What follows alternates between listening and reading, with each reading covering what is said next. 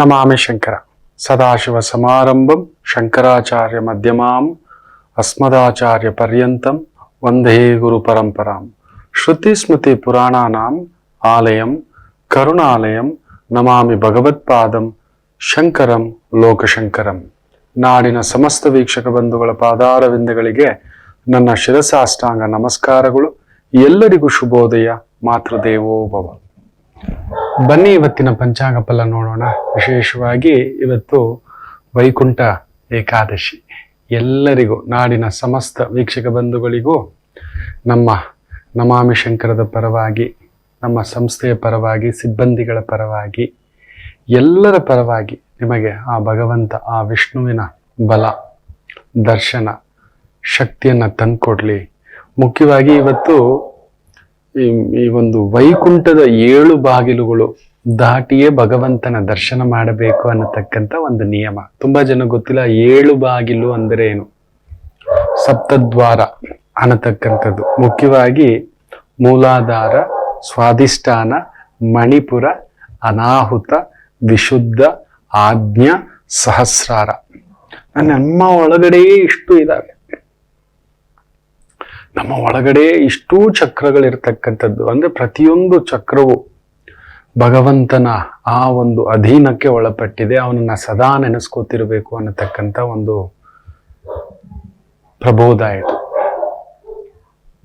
ಎಲ್ಲರೂ ಯಾರ್ಯಾರಿಗಾಗುತ್ತೋ ಅಕ್ಕಪಕ್ಕ ಒಂದು ಆಲಯ ಇದ್ದೇ ಇರುತ್ತೆ, ವಿಷ್ಣು ಆಲಯ. ಹೋಗಿ ದರ್ಶನ ಮಾಡಿ ವೈಕುಂಠ ದ್ವಾರ.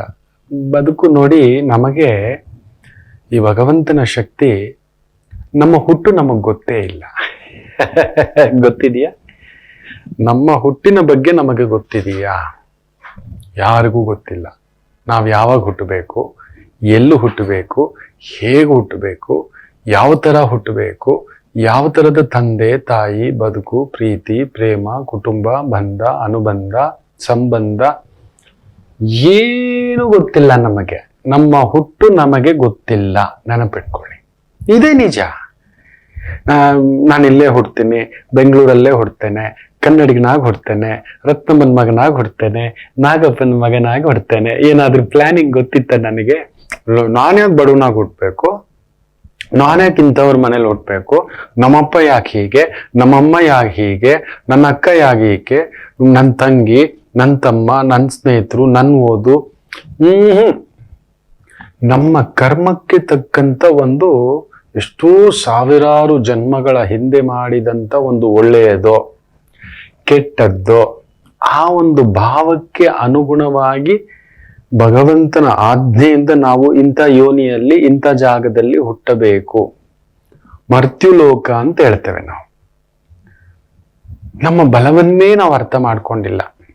ಇರ್ಲಿ, ನಮ್ಮ ಹುಟ್ಟು ಈ ರೀತಿ. ನಾವು ಸುಮ್ಮನೆ ತುಂಬಾ ಬಾರಿ ತುಂಬಾ ಜನ ಹೇಳೋದನ್ನ ಕೇಳ್ತಿರ್ತಾನೆ, ನಾನು ಯಾಕ್ತಾನೆ ಹುಟ್ಟಿದ್ನೋ. ನಿಮಗ್ ಗೊತ್ತಿಲ್ಲ, ದಡ್ರು ನೀವು, ಬುದ್ಧುಗಳು, ದದ್ದುಗಳು. ನೆನ್ನೆಯ ಆ ಒಂದು ಸಂಚಿಕೆ, ಮೊನ್ನೆಯ ಸಂಚಿಕೆ ಹೇಳ್ತಿದ್ನಲ್ಲ, ವೈ ಅನಾಲಿಸಿಸ್ ಅಂತ. ಹೌದು, ವೈ ಅಕ್ಷರದವರು. ಆ ರೀತಿ ದದ್ದು ಬುದ್ಧುಗಳು, ತುಂಬಾ ಬುದ್ಧಿವಂತರು, ತುಂಬಾ ದಡ್ರು ನಾವು. ನಮ್ಮಲ್ಲಿ ಇರತಕ್ಕಂಥ ಅಭೂತಪೂರ್ವವಾಗಿರತಕ್ಕಂಥ ಶಕ್ತಿ ನಿಮಗೆ ಗೊತ್ತೇ ಇಲ್ಲ. ಇಡೀ ವಿಶ್ವವನ್ನೇ ಕದಲಿಸುತ್ತಿರತಕ್ಕಂಥ ಆ ಪರಮಾತ್ಮನನ್ನೇ ಕಟ್ಟಿ ಹಾಕಿ ಎಷ್ಟು ಲಕ್ಷ ದೇವಸ್ಥಾನಗಳಿದಾವೆ ಗೊತ್ತಾ? ಭಗವಂತನನ್ನ ನಾನಾ ರೂಪದಲ್ಲಿ ಕಟ್ಟಾಕ್ಬಿಟ್ಟಿದ್ದೇವೆ ನಾವು. ಅವನ ಹೆಸರಿನಲ್ಲಿ ಪೂಜೆ, ಸಂಕಲ್ಪ, ದರ್ಶನ, ಆಚರಣ. ನಾವು ಕೆತ್ತಿದ ಭಗವಂತನ ಶಿಲೆ, ನಾವಾಗಿ ಕಟ್ಟಿದ ಭಗವಂತನ ಒಂದು ದೇವಸ್ಥಾನ.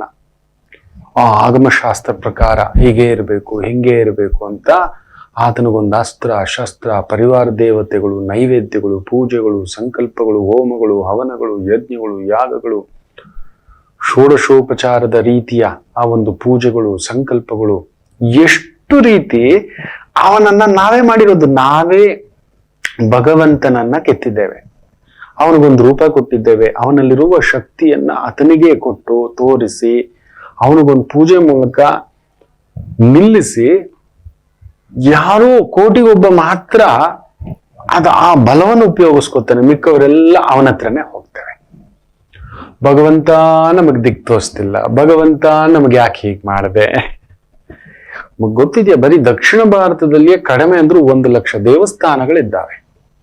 ಇಡೀ ವಿಶ್ವದಲ್ಲಿ ಲೆಕ್ಕ ಹಾಕೊಳ್ಳಿ, ಇಡೀ ಭಾರತದಲ್ಲಿ ಲೆಕ್ಕ ಹಾಕೊಳ್ಳಿ, ಲಕ್ಷಾಂತರ ದೇವಸ್ಥಾನ. ಹೌದು, ಭಗವಂತನನ್ನು ಅತ್ಯಂತ ವಿಶೇಷವಾಗಿರ್ತಕ್ಕಂಥ ದೇವಸ್ಥಾನ ನಿತ್ಯ ಹೆಚ್ಚು ಕಡಿಮೆ 8-10 ಕೋಟಿ ಕಲೆಕ್ಷನ್ ಆಗುತ್ತೆ. ಇವತ್ತು ಒಂದು ದಿನಕ್ಕೆ ಭಗವಂತನನ್ನು ಕಟ್ಟಾಕಿ ಗನ್ಮ್ಯಾನ್ ಇಟ್ಟಿ ಅವನಿಗೆ ಒಂದು ರೀತಿ ದೊಡ್ಡದಾದಂತ ಪಂಜುರದಲ್ಲಿ ಬಂದ್ಸಿಟ್ಬಿಟ್ಟಿದ್ದಾವೆ, ಕಟ್ಟಾಕಿಟ್ಬಿಟ್ಟಿದ್ದಾವೆ. ಇಟ್ಟು ನಿಂತ್ಕೋ ನೀನು. ನಮ್ಮ ಶಕ್ತಿ ಅಷ್ಟು ಮಕ್ಕಳೇ.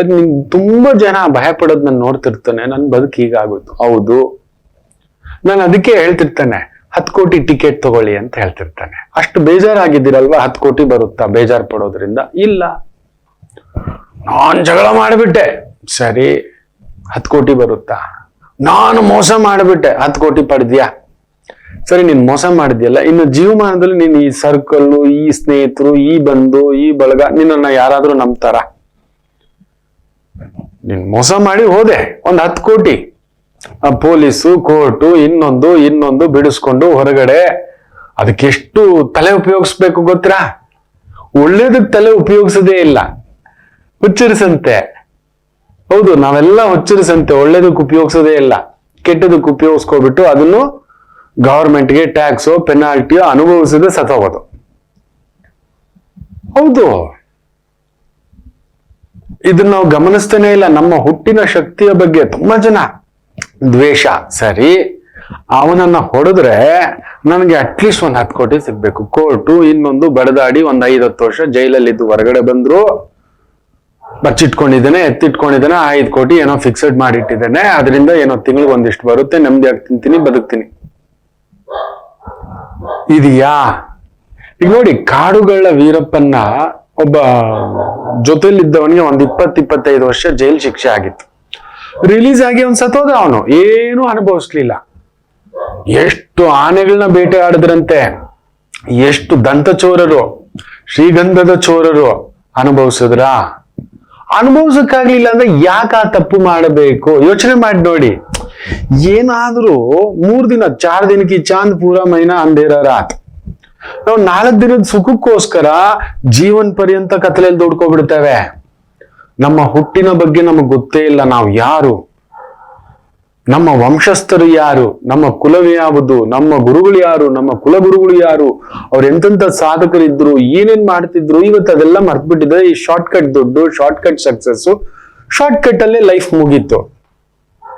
ಹೌದು, ತುಂಬಾ ದೊಡ್ಡ ಕಾರುಗಳು ಅಂತ ತಗೋತಾರಲ್ವಾ, ಅದೇ ಜಾಸ್ತಿ ದೊಡ್ಡ ಆಕ್ಸಿಡೆಂಟ್ ಆಗೋದು.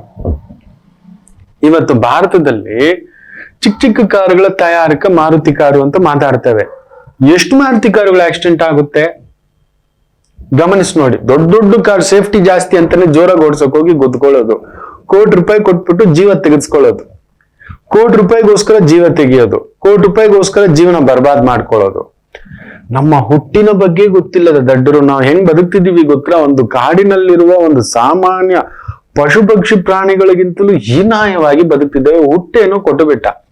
ನೋಡಿ, ನಾವು ದೇವರನ್ನೇ ದಿಗ್ಬಂಧನ ಮಾಡಿ ಆತನಿಗೊಂದು ಪೀಠ, ಇನ್ನೊಂದು ಎಷ್ಟೆಲ್ಲಾ ನಿಯಮಗಳನ್ನ ಹಾಕಿ ಬದುಕ್ತಿರೋರು ಇದ್ದಾರೆ. ಆ ಒಂದು ಸಂಸ್ಥಾನ, ಆ ಒಂದು ಹೆಸರು, ಆ ಕೀರ್ತಿ, ಇನ್ನೊಂದು ಎಜುಕೇಶನಲ್ ಸೊಸೈಟಿ ಅಂತೆ, ಮೆಡಿಕಲ್ ಸೊಸೈಟಿ ಅಂತೆ, ಎಷ್ಟಿದಾವೆ ಯೋಚನೆ ಮಾಡಿ ನೋಡಿ. ಆ ಪರಮಾತ್ಮನನ್ನೇ ನಾವು ನಿಲ್ಲಿಸಿ ಆಜ್ಞೆ ಮಾಡಿಸಿ ಕೊಡು. ನನ್ನ ಭಕ್ತರುಗಳು ಇಲ್ಲಿ ಬರ್ತಾರೆ, ಅವ್ರಿಗೊಂದು ಅನ್ನಪೂರ್ಣ ಮಂದಿರ ಕಟ್ಟಬೇಕು, ಊಟ ಹಾಕ್ಬೇಕು, ಇದೆಲ್ಲ ಮಾಡತಕ್ಕಂತ ಒಂದು ವಿಶೇಷ ಶಕ್ತಿ ಇರತಕ್ಕಂತ ಆಲೋಚನಾ, ಅದುವೇ ವಿಶೇಷ ಶಕ್ತಿ. ಅದನ್ನ ಮಾಡ್ಕೊಂಡಿದ್ದಕ್ಕೆ ಆ ಕ್ಷೇತ್ರದ ಅಧಿಪತಿ. ನಾವ್ ಇವತ್ತು ಅದನ್ನ ಮಾಡ್ಕೋತಿದೀವ? ಬೇಡ, ಆ ಕ್ಷೇತ್ರ ಬೇಡ, ಈ ಒಳಗಡೆ ಇರೋ ಕ್ಷೇತ್ರ, ಈ ಒಂದು ಬಾಗಿಲುಗಳನ್ನ ತೆಗೆದುಕೊಂಡಿದ್ದೇವ. ಯಾವಾಗ ನೋಡಿದ್ರು ಅಳೋದು, ನನ್ನ ಹುಟ್ಟು ಏನಕ್ಕೆ ಗುರುಗಳೇ ನನ್ಗಿಂತ ಬದುಕು ಕೊಟ್ಬಿಟ್ಟ, ಇಂಥ ಜೀವನ ಕೊಟ್ಬಿಟ್ಟ, ಇಂಥ ಬದುಕಿಂಗ್ ಆಗೋಯ್ತು, ನನಗ್ ಗಂಡ ಇಲ್ಲ, ಸರಿಯಾದ ಮಕ್ಳಿಲ್ಲ, ಸರಿಯಾದ ವಿದ್ಯೆ ಇಲ್ಲ, ಏನೋ ಮಾತಾಡ್ತೀರಿ. ಹೌದು, ಏನೇನೋ ಮಾತಾಡೋದು. ನಮಗೆ ನಮ್ಮ ಬಲದ ಅರಿವೇ ಇಲ್ಲ, ನಾವೇನಕ್ಕೆ ಬಂದಿದ್ದೀವಿ ಅಂತ. ಸದಾ ನಾವು ಏನ್ ಗೊತ್ತಾ, ಅಲ್ಪತೃಪ್ತರು. ಇಲ್ಲದಿರುವುದನ್ನೇ ಹುಡುಕುವುದು, ಇರುವುದನ್ನ ಹುಡುಕುವುದೇ ಇಲ್ಲ, ಇರುವುದನ್ನು ನೋಡುವುದೇ ಇಲ್ಲ. ಭಗವಂತ ಮೊನ್ನೆ ಒಂದು ಜಾತಕ ನೋಡ್ತಿದ್ದೆ, ಯಜಮಾನ್ರಿಲ್ಲಮ್ಮ ನಿನಗೆ ಇರ್ಲಿಕ್ಕೆ ಬಿಡೋದಿಲ್ಲ, ಮಾಂಗಲ್ಯ ದೋಷ ನೋಡಿ ಇಲ್ಲಿ ತೋರಿಸ್ತಿದೆ ಈ ಎಲೆನಲ್ಲಿ. ಹೌದು ಗುರುಗಳೇ, ಇಲ್ಲ, ಒಳ್ಳೆ ಮಗಳು ಕೊಡ್ತಾನೆ, ಮಕ್ಕಳು ಕೊಡ್ತಾನೆ, ಇದೇ ಗುರುಗಳೇ. ಆದ್ರೆ ಮಗ ನನ್ನ ಮಾತು ಕೇಳೋಲ್ಲ. ಇರ್ಲಿ ಬಿಡು, ಒಳ್ಳೆ ಮಗಳು ಕೊಟ್ಟಿದ್ದಾನೆ, ಮೆಡಿಕಲ್ ಓದ್ತಿದ್ದಾಳೆ ಮಗಳು, ಅದ್ರ ಕಡೆ ಗಮನವೇ ಇಲ್ಲ. ಯೋಚನೆ ಮಾಡಿ ಮಾಡಿ ಮಾಡಿ ಬ್ರೈನ್ ಹ್ಯಾಮರೇಜ್ ಆಗಿ ಆಸ್ಪತ್ರೆ. ಮಗ ಬಂದ ಮೇಲೆ ಚೇತರಿಸ್ಕೋತಾರೆ. ಇವನೇನೋ ದೊಡ್ಡ ಒಂದು ಪಾಳೆಗಾರ, ಏನು ದೊಡ್ಡ ಸಾಧನೆ ಮಾಡಿರ್ತಕ್ಕಂಥ ಪೃಥುವಂಶಸ್ಥ, ಸೂರ್ಯವಂಶಸ್ಥ, ಚಂದ್ರವಂಶಸ್ಥ, ಅಬ್ಬಾ ಅಬ್ಬಾ ಅಬ್ಬಾ ಅಮರೇಂದ್ರ ಬಾಹುಬಲಿ. ಏನೋ ದಡ್ರಪ್ಪ, ಎಲ್ಲಿನ ಆಲೋಚನೆ ಅಪ್ಪ ನೋಡಿ. ಅವನೇನೋ ದೊಡ್ಡ ಸಾಧನೆ ಮಾಡಿಬಿಟ್ಟಿದ್ದಾನೆ. ಹೌದು, ತುಂಬಾ ದೊಡ್ಡ ಸಾಧನೆ, ಹೆಸರು ಕೀರ್ತಿ. ಶಂಕರ ಅಂತ ಹೇಳಿದ ತಕ್ಷಣ ತಾಯಿ ಹತ್ರ ಓಡ್ ಬಂದ್ರು ಶಂಕರಾಚಾರ್ಯರು, ಮಾತು ಕೊಟ್ಟು ಹೋಗಿದ್ರು. ಅಂತ ಸಾಧನೆಕಾರನ ತಾಯಿಯನ್ನೇ ಬಿಟ್ಟು ಹೋಗಿರೋ ಮಗನ ಬಗ್ಗೆ ನೀವ್ ಯಾಕೆ ಯೋಚನೆ ಮಾಡ್ಬೇಕು? ನಿಮ್ಗೆ ಇದು ಗೊತ್ತೇ ಇಲ್ಲ, ನಿಮ್ಮ ಹುಟ್ಟಿನ ಬಗ್ಗೆ ನಿಮಗ್ ಗೊತ್ತೇ ಇಲ್ಲ. ಏನು ಹುಟ್ಟಿದ್ನೋ, ಯಾಕೆ ಹುಟ್ಟಿದ್ನೋ, ಇದೇ ನಿಮ್ಮನ್ನ ನೀವು ಶಪಿಸ್ಕೊಳ್ಳೋದಕ್ಕೆ, ಸದಾ ಶಾಪವಿಟ್ಟುಕೊಳ್ಳುವುದಕ್ಕೆ ನಿಮಗೆ ಶಾಪಗ್ರಸ್ತ ಜೀವನ. ಅಯ್ಯೋ ನನ್ ಬದುಕಿಂಗ್ ಆಗೋಯ್ತು ಗುರುಗಳೇ, ಹಂಗೆ ಆಗೋದು. ನೆನ್ಪಿಟ್ಕೊಳ್ಳಿ, once A cheater is an always A cheater, once A lawyer is an always A lawyer. Trust ಮಾಡಬೇಡಿ ಅಂತ ಹೇಗೆ ಹೇಳ್ತೇನೋ ಹಾಗೆ, ಒಂದು ಬಾರಿ ನೀವು ನಿರ್ಬಲರಾಗ್ಬಿಟ್ರಿ ಸದಾ ನಿರ್ಬಲರೇ. ಅಯ್ಯೋ ನನಗಾಗ್ತಿಲ್ಲ, ಅಯ್ಯೋ ಹಿಂಗಾಗ್ತಿಲ್ಲ, ಅಯ್ಯೋ ಹಂಗಾಗ್ತಿಲ್ಲ, ಅಯ್ಯೋ ಇದಾಗ್ತಿಲ್ಲ. ಅದಕ್ಕೆ ಈ ತರ ಬೇಯ್ತಿರೋದು ನೀವು ಬೇಯ್ತಿರುವ ಅತಿ ದೊಡ್ಡ ಕಾರಣ ಏನಂದ್ರೆ ನಿಮಗ್ ನೀವೇ ಶಾಪ ಹಾಕೋತಿದ್ರು. ನನ್ಗಿಷ್ಟೇ ಗುರುಗಳೇ, ನಿಮ್ಮನ್ನ ಯಾರು ಇಷ್ಟೇ ಇಟ್ಕೋ ಅಂದ್ರು? ನಮ್ಗಿಷ್ಟೇ ಬದುಕ ಗುರುಗಳೇ, ನೀವು ಓದಿ, ನಿಮ್ಮನ್ನ ಯಾರು ಓದ್ಬೇಡ ಅಂದ್ರು. ಅಪ್ಪನ್ಗೇನೋ ಸಮಸ್ಯೆ ಇದೆ, ಸರಿ. ಅಪ್ಪನ್ಗೇನೋ ಹೆಲ್ತ್ ಪ್ರಾಬ್ಲಮ್ ಇದೆ, ಸರಿ. ಅಪ್ಪನ್ಗೇನೋ ವ್ಯವಹಾರ ಚಿಕ್ಕುಗಳಿದೆ, ಸರಿ. ಅಪ್ಪ ಅಮ್ಮನ ನಡುವೆ ಏನೋ ಒಂದು ವೈರುಧ್ಯವಿದೆ, ಸರಿ. ನಿಮ್ ಸಮಸ್ಯೆ ಏನು? ನಿಮಗೆ ಓದಲಿಕ್ಕೆ ದಾಡಿ ಏನು? ನೀವೇನಕ್ ಭೂಮಿಗೆ ಬಂದಿದ್ದೀರಿ? ಮನುಷ್ಯ ಅಂದ್ರೆ ಗೊತ್ತೇನ್ರಿ ನೀವು ದೇವರನ್ನೇ ಕಟ್ಟಾಕ್ಬಲ್ರಿ. ಮಹಾ ವಿಜ್ಞಾನಿಗಳು ಹುಟ್ಟಿರೋದು ಮನುಷ್ಯ ರೂಪದಲ್ಲೇ. ಅವ್ರೇನು 10 ತಲೆ ಇಟ್ಕೊಂಡಿಲ್ಲ, 106 ಕೈಗಳು ಇಟ್ಕೊಂಡಿಲ್ಲ, 4 ಕೈಗಳು ಇಟ್ಕೊಂಡಿಲ್ಲ, 4 ಕಾಲುಗಳು ಇಟ್ಕೊಂಡಿಲ್ಲ. ಹೌದು, ಆ 310 ಗ್ರಾಮ್ ಬ್ರೈನ್ ಏನಿದೆಯಲ್ಲೋ, ಅಬ್ಬಾ, ಆ ಮೇಧಸ್ಸು ಬಳಸ್ತಲೇ ಇಲ್ಲ. ನನ್ನ ಜೀವನ ಇಷ್ಟೇ ಬಿಡಿ ಗುರುಗಳೇ, ಅಲ್ಲೇ ನಿಂತು ಬಿಡ್ತೀರಿ. ನಿಮ್ಮ ಹುಟ್ಟಿನ ಬಗ್ಗೆ ದೈವ ನಿಮಗೆ ಮಾತ್ರ ಮನುಷ್ಯನಾಗಿ ಒಂದು ಬಾರಿ ಜನ್ಮ ಎತ್ತಿದ್ದೇವೆ ಅಂದ್ರೆ ಅದು ಎಷ್ಟು ಜನ್ಮಗಳ ಪುಣ್ಯ ಅನ್ನೋದೇ ನಿಮಗೆ ಗೊತ್ತಿಲ್ಲ. ಮನುಷ್ಯನೊಬ್ಬನಿಗೆ ಮಾತ್ರವೇ ಧರ್ಮದ ಬಗ್ಗೆ, ಶಾಂತಿಯ ಬಗ್ಗೆ, ಸತ್ಯದ ಬಗ್ಗೆ, ನ್ಯಾಯದ ಬಗ್ಗೆ ಮಾತನಾಡುವ ಶಕ್ತಿ ಕೊಟ್ಟಿದ್ದಾನೆ, ಮಾತು ಕೊಟ್ಟಿದ್ದಾನೆ, ಆಲೋಚಿಸುವ ಬುದ್ಧಿ ಕೊಟ್ಟಿದ್ದಾನೆ. ಒಳ್ಳೇದ್ಯಾವುದು, ಕೆಟ್ಟದ್ಯಾವುದು, ಸರಿ ಯಾವುದು, ತಪ್ಪು ಯಾವುದು, ಧರ್ಮ ಯಾವುದು, ಅಧರ್ಮ ಯಾವುದು, ನ್ಯಾಯ ಯಾವುದು, ಅನ್ಯಾಯ ಯಾವುದು. ನಾನ್ ಮೂವ್ ಆನ್. ಅಯ್ಯೋ ನನ್ನ ಒಬ್ಬ ಮಗ ಗುರುಗಳೇ, ಒಬ್ಬನೇ ಮಗ ಗುರುಗಳೇ. ಗಾಂಧಾರಿ ದೇವಿಗೆ 100 ಮಕ್ಕಳು ಹೋಗಿದ್ರೆ ಎಷ್ಟು ಬಾರಿ ಬ್ರೈನ್ ಹೇಮರೇಜ್ ಆಗಿರ್ಬೇಕು ಯೋಚನೆ ಮಾಡಿ. ಎಷ್ಟು ಬಾರಿ ಹಾರ್ಟ್ ಅಟ್ಯಾಕ್ ಆಗಿ ತೀರ್ಕೊಂಡು ಹುಟ್ಟಬೇಕಿತ್ತು ಯೋಚನೆ ಮಾಡಿ. ನೀವು ಯೋಚನೆ ಮಾಡಿ ನೋಡಿ. ಹೌದು, ಹೇಗಿರ್ಬೇಕು? ತನ್ನ ಕಣ್ಣ ಮುಂದುಗಡೆಯೇ ಇನ್ನಮ್ಮ ಇಲ್ಲಿ ಇನ್ನೂ ಯಾಕಿದ್ದೀಯಮ್ಮ ಅಂತ ಸ್ವಂತ ಮಗನಾದಂತ ವೇದವ್ಯಾಸರು ಬಂದು ಕರ್ಕೊಂಡು ಹೋಗ್ತಾರೆ ಅಮ್ಮನನ್ನ. ಇನ್ನು ಸಾಕಮ್ಮ, ಕಲಿಗಾಲದ ಪ್ರಭಾವ ಆರಂಭ ಆಗ್ಬಿಡ್ತು, ನಿನ್ನ ಮೊಮ್ಮಕ್ಕಳೇ ಹೊಡೆದಾಡ್ಕೋತಾರೆ ತಾಯಿ. ಅಯ್ಯೋ ನೀನ್ ಇದನ್ನೆಲ್ಲ ನೋಡೋಕ್ಕಾಗಲ್ಲ, ಇನ್ನೂ ಸೊಸೆಯರ ಜೊತೆಲಿ ಈ ಮಮಕಾರದಲ್ಲಿ ಕೂತಿದ್ದೀಯಾ, ಇನ್ನೂ ಈ ಮಮಕಾರ ಇಟ್ಕೊಂಡಿದ್ದೀಯಮ್ಮ, ಮಕ್ಕಳು ಮೊಮ್ಮಕ್ಕಳು ಅಂತ ಏನಮ್ಮ ಅಂತ. ಮೊನ್ನೆ ಒಂದ್ ತಾಯಿ 60 ಆಸುಪಾಸು, ಇನ್ನೂ ಮಗ ಮೊಮ್ಮಗ. ನಾ ಹೇಳ್ದೆ, ಅಲ್ಲಿ ನೋಡ್ತಿಲ್ವಲ್ಲ, ಅಲ್ಲಿ ಯಾಕಿರ್ತಿ ಮಗಳ ಮನೇಲಿ ಒಂದ್ 10 ದಿನ, ಈ ಮಗಳ ಮನೇಲಿ 10 ದಿನ.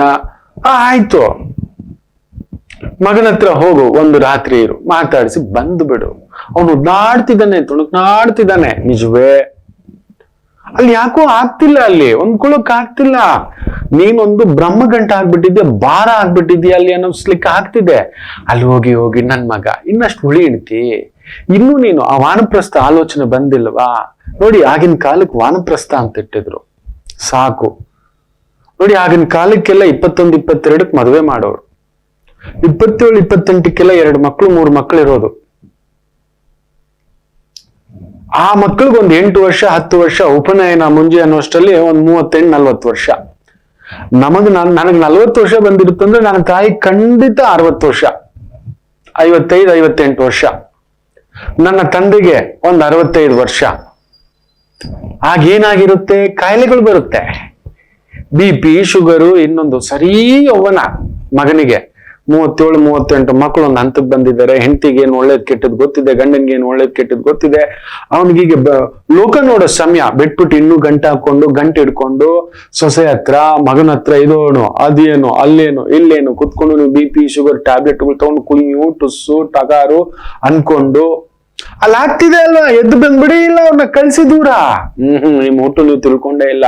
ಇನ್ನು ಆ ಮಮಕಾರ ಪಾಶಗಳಲ್ಲೇ ಹಾಕೊಂಡು ಅವ್ರಿಗೂ ಹೌದು.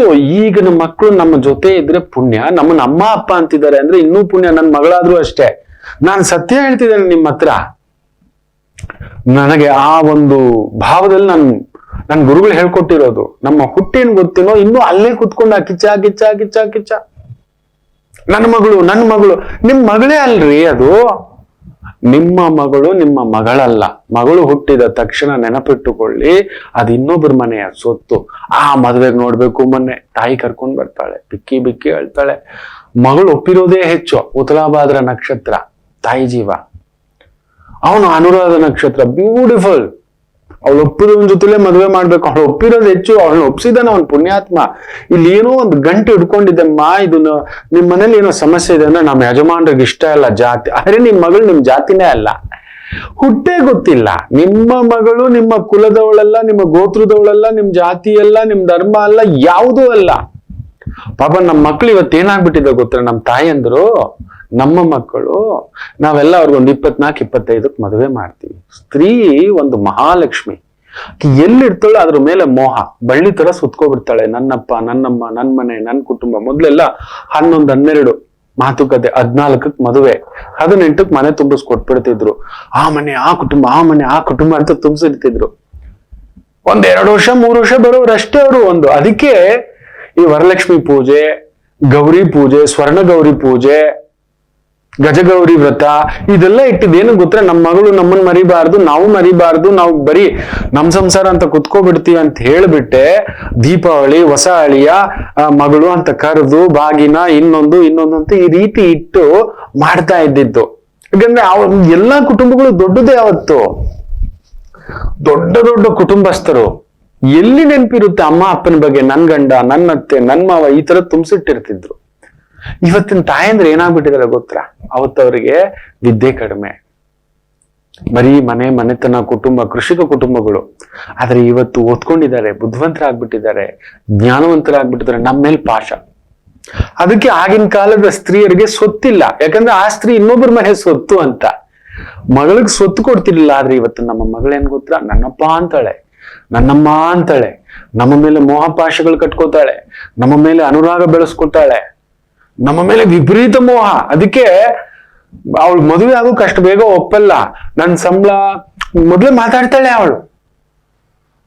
ನಮ್ಮ ಅಮ್ಮನ್ ಕೊಡ್ಬೇಕು, ನಮ್ಮ ಅಪ್ಪನ್ ಕೊಡ್ಬೇಕು, ನನ್ ಕಷ್ಟಪಟ್ಟು ಓದಿಸಿದ್ದಾರೆ, ಅದಕ್ಕೆ ನನ್ನ ಸ್ವತ್ತಲ್ಲಿ ಅರ್ಧ ಕೊಡ್ಬೇಕು. ಕಾನೂನುಗಳು ಕೂಡ ಬದಲಾಗಿರೋದು ಇದಕ್ಕೆ. ಹೌದು, ನಮ್ಮ ಸ್ವತ್ತಲ್ಲಿ ಅರ್ಧ ಇವತ್ತು ಕೊಡ್ಲಿಕ್ಕೆ ಕಾನೂನು ಧರ್ಮ ಎರಡೂ ಒಪ್ಪಿದೆ. ಕಾರಣ ತಾಯಂದ್ರು ಇನ್ನೂ ತಾಯಿ ಮನೆ ಮೇಲೆ ಜಾಸ್ತಿ ಮಮಕಾರ. ನನ್ನಮ್ಮ ಜೊತೆಲಿ ಇರ್ಬೇಕು, ನೀನ್ ನನ್ನ ಸಂಬಳ ಕೇಳ್ಬಾರ್ದು, ಅರ್ಧ ಆದ್ರೂ ಅಲ್ಲಿ ಕೊಡ್ಬೇಕು. ಸತ್ಯವೇ, ಕೊಡ್ಬೇಕು, ಮಾಡ್ಬೇಕು. ಹೌದು, ಅವ್ರಿಗಿಷ್ಟ ಇದ್ರೆ, ವ್ಯವಸ್ಥೆ ಇದ್ರೆ ಅವ್ರೇನೋ ಮಾಡ್ಕೋತಾರೆ ಬಿಡಿ. ನಮ್ಮ ಹುಟ್ಟಿನ ಬಗ್ಗೆ ನಾವು ತಿಳ್ಕೊಂಡಿಲ್ಲ. ನಾವ್ ಯಾರು? ಹೌದು, ಬೆಳೆಸಿದಿರಿ, ಕರ್ತವ್ಯ ಬೆಳಿತಿದ್ದೀರಿ. ಇನ್ನೊಂದು ಅಲ್ಲೇ ನೋವಾಗಿದೆ, ಅಲ್ಲೇ ಕುತ್ಕೊಂಡು ಆ ಕಕ್ಕ ಮನೆಗೆ ಹೋಗ್ಬಿಟ್ಟು ದುರ್ವಾಸನೆ ಇಟ್ಕೊಂಡು ಕುತ್ಕೊಳ್ಳೋದು, ಬೈಯೋದು, ತೆಗಳೋದು, ದ್ವೇಷ ಸಾಧಿಸೋದು, ಕಣ್ಣೀರ್ ಹಾಕೋದು. ಏನಿದೆ? ಯಾಕೆ? ಅದಕ್ಕೆ ಇವತ್ತು ಮನುಷ್ಯನಲ್ಲಿ ಲೋಭ, ಮೋಹ, ಮದ, ಕ್ರೋಧ, ಮತ್ಸರ, ದ್ವೇಷ, ಆ ದೋಚುವಿಕೆ ಬುದ್ಧಿ. ಚೆನ್ನಾಗಿರ್ತೀಯ ನೀನು? ನಿಜವಾಗ್ಲೂ ನೆಮ್ಮದಿಯಾಗಿ ಯಾರಾದ್ರೂ ಕದ್ಕೊಂಡು ಹೋಗಿ ತಿಂದು ನೋಡಿ. ನೆಮ್ಮದಿಯಾಗಿ ತಿಂದ್ಬಿಡ್ತೀರಾ ಕುತ್ಕೊಂಡು, ಎಲ್ರು ಮುಂದ್ಗಡೆ ತಟ್ಟೆಲ್ ಅನ್ನ ಹಾಕೋಬಿಟ್ಟು ಒಂದ್ ಲಡ್ಡು ಕದ್ಬಿಟ್ರಿ, ಜೇಬಲ್ ಬಿಟ್ಕೋಬಿಟ್ರಿ, ಆಗೋಲ್ಲ. ಸತ್ಯ ಹೇಳ್ತಿದ್ರೆ ನನ್ನ ಶಾಲೆನಲ್ಲಿ ನನಗೂ ನನ್ನ ಸ್ನೇಹಿತರಿಗೂ 3 ವರ್ಷ 4 ವರ್ಷ ಅಂತರ ವಯಸ್ಸಿನಲ್ಲಿ. ನಿಜ ಹೇಳ್ತೇನೆ, ನನ್ನ ಸ್ನೇಹಿತರುಗಳಿಗೂ ನನಗೂ. ನನ್ನ ಹತ್ರ ಜಾಮಿಟ್ರಿ ಬಾಕ್ಸ್ ಇರ್ಲಿಲ್ಲ. ಅರೆ ಊಟಕ್ಕೆ ಇಲ್ಲ, ಬಟ್ಟೆಗೆ ಇಲ್ಲ, ಶಾಲೆ ಬಟ್ಟೆ ಕೊಟ್ಟಿದ್ದು ನನ್ನ ಮಾಸ್ತರ್ಗಳು. ನನ್ಗೊಂದು ಶೂ ಚಪ್ಪಲಿ ಕೊಡ್ಸಿದ್ದು ಅವರು. ಏನೋ ನನ್ನ ಮಟ್ಟಕ್ಕೆ ತಕ್ಕ ಮಟ್ಟಿಗೆ ನನ್ನ ತಂದೆ ತಾಯಿ ಏನೋ ಒಂದು ಅವತ್ತಿನ ಕಾಲಕ್ಕೆ 20-30 ರೂಪಾಯಿ ಫೀಸು, ನಾನು ಇನ್ನೂ ಮರ್ತಿಲ್ಲ. ಅದನ್ನು ನನ್ನ ಮಾಸ್ತರು ನನ್ನ ಸಿಸ್ಟರ್ಗಳೇ ಕಟ್ಟಿರೋದು.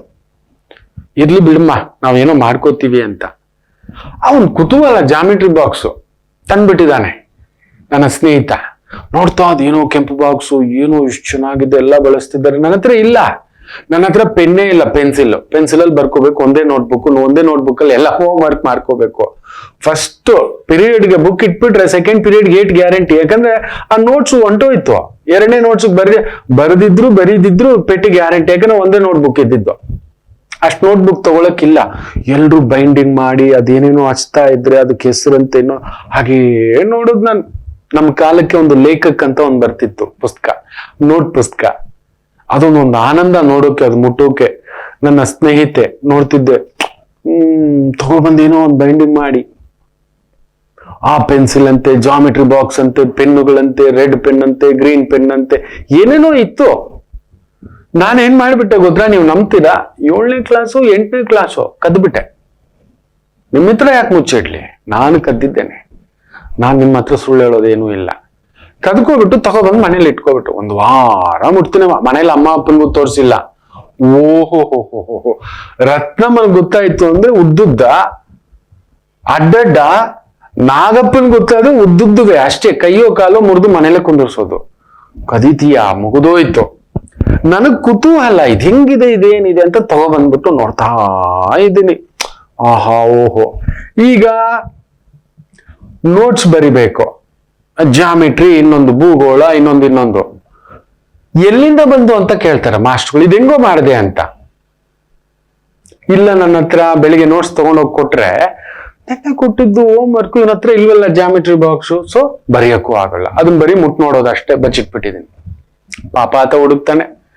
ನೀವು ನಂಬಲ್ಲ, ಶಾಲೆ ಮುಗಿದು ಕಾಲೇಜ್ ಮುಗಿದು ಎಷ್ಟೋ ವರ್ಷಗಳ ನಂತರ, ಒಂದು 15-20 ವರ್ಷಗಳ ನಂತರ ಸಿಗ್ತಾನೆ, ಮಾತಾಡ್ತಾ ಹೇಳ್ತಾನೆ, ಅವ್ರು ಸಂಪತ್ತು ಹಿಂಗೆ ಎತ್ಕೊಂಡು ಹೋಗ್ಬಿಟ್ಟಿದೆ ಕಣೋ, ನಾನ್ ಮುಟ್ಲೇ ಇಲ್ಲ. 5 ವರ್ಷದ ನಂತರ ತೆಗಿತಾನೆ. ಕಾಲೇಜಲ್ಲಿ ಅದು ಪ್ರಯೋಜನ ಇಲ್ಲ. ನಾನು ಓದ್ತಾ ಇದ್ದಿದ್ದು ಕಾಮರ್ಸು, BCom, ಅದಕ್ಕೇನ್ ಬೇಕು ನೋಡಿ. ಕದ್ಕೊಂಡು ಹೋದ್ನಲ್ಲ, ನೆಮ್ಮದಿಯಾಗಿ ಅದನ್ನ ತೆಗೆದ್ನ, ಬಳಸೋದನ್ನ, ತೋರ್ಸೋದ್ನ, ಖುಷಿ ಪಟ್ನ, ಏನಾದ್ರೂ ನಾನು ಮಾಡಿದನ? ಇಲ್ಲ ಮಕ್ಕಳೇ, ಖಂಡಿತ ಇಲ್ಲ, ಸತ್ಯವಾಗಲೂ ಇಲ್ಲ. ಇವತ್ತಿಗೂ ಎಂತ ಕೆಲಸ ಮಾಡ್ಕೋಬಿಟ್ಟೆ ನಾನು. ಇದೇ ಸತ್ಯ. ಕದ್ಕೊಂಡು ಹೋಗ್ತೀವಲ್ವಾ, ಮೋಸ ಮಾಡಿ ತಗೋತೀವಲ್ವಾ, ಇನ್ನೊಬ್ಬರಿಗೆ ತಲೆ ಹೊಡೆದು ತಲೆ ಕೆಡಿಸು, ಇನ್ನೊಂದು. ನೆಮ್ಮದಿಯಾಗಿ ಹಿಂಗ್ ಕುತ್ಕೋತೀರಾ ನೀವು? ನೋಡೋಣ, ಧೈರ್ಯವಾಗಿ ಹಿಂಗ್ ಕುತ್ಕೋತೀರಾ? ನಿಮ್ ಕಣ್ಣುಗಳಲ್ಲಿ ಆ ತೇಜಸ್ ಬರುತ್ತಾ? ನಿಮ್ ಮುಖದಲ್ಲಿ ಆ ತೇಜಸ್ ಬರುತ್ತಾ? ನಿಮ್ ಮಾತಲ್ಲಿ ಆ ತೇಜಸ್ ಬರುತ್ತಾ? ಯಾರ್ದೋ ಬದುಕು ಕಸದು, ಯಾರ್ದೋ ಜೀವನ ಹೊಡೆದು, ಯಾರ್ದೋ ಜೀವನ ಕೆಡವಿ, ಯಾರ ಬಗ್ಗೆಯೋ ಕೆಟ್ಟದಾಗಿ ಮಾತಾಡಿ, ನಿಜವಾಗ್ಲೂ ನೀವು ಬದುಕಬಲ್ಲಿರಾ? ಮನುಷ್ಯ ಬದುಕೋ ಹಾಗೆ ಇಲ್ಲ. ನಿಮ್ಮ ಹುಟ್ಟು ನಿಮಗೆ ಗೊತ್ತಿಲ್ಲ. ನೀವು ಏನ್ ಮಾಡ್ಬೇಕು ಗೊತ್ತಿಲ್ಲ, ಏನ್ ಮಾಡಿಸ್ಬೇಕು ಗೊತ್ತಿಲ್ಲ, ತಿಳ್ಕೊಂಡೇ ಇಲ್ಲ. ನಿಮ್ ಶಕ್ತಿಗಳ ಬಗ್ಗೆ ತಿಳ್ಕೊಂಡಿಲ್ಲ, ಬಲಗಳ ಬಗ್ಗೆ ತಿಳ್ಕೊಂಡಿಲ್ಲ. ಬರೀ ಹುಡ್ಕೋದ್ ಕಳ್ಕೊಳ್ಳೋದೆ. ಅಯ್ಯೋ ಹಿಂಗಾಯ್ತು, ಅಯ್ಯೋ ಅರೇ ನಡೀತಾ ಇರ್ಬೇಕು. ನೀವು ನಂಬಲ್ಲ, ಕಾಡಿನಲ್ಲಿ ಒಂದು ಜಂಗಲ್ಲ ಇದೆ, ಕಾಡಿನ ನ್ಯಾಯ ಒಂದಿದೆ. ತನಗೆ ಹಸಿವೆಯಾಗಿ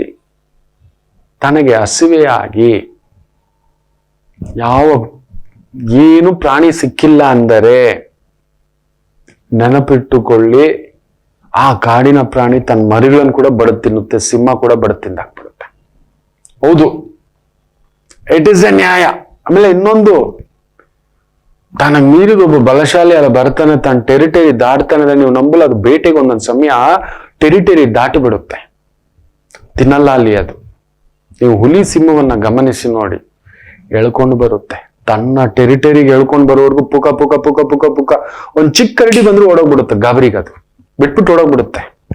ಇಟ್ ಇಸ್ ಹಿಸ್ ಟೆರಿಟರಿ, ಅದು ಅವನ ಟೆರಿಟರಿ. ಪ್ರಾಣಿಗಳಿಗೆ ಆ ನ್ಯಾಯ ಚೌಕಟ್ಟಲ್ಲಿ ಬದುಕ್ತಾರೆ, ಆ ಟೆರಿಟರಿ ಹೋಗಲ್ಲ. ಅಲ್ಲಲ್ಲಿ ಮೂತ್ರ ಮಾಡೋದು ಅದಕ್ಕೆ, ಮಲ ಮಾಡೋದು ಅದಕ್ಕೆ, ಅವುಗಳು ಅದಕ್ಕೆ ವಾಸನೆ ನೋಡ್ತಿರ್ತವೆ.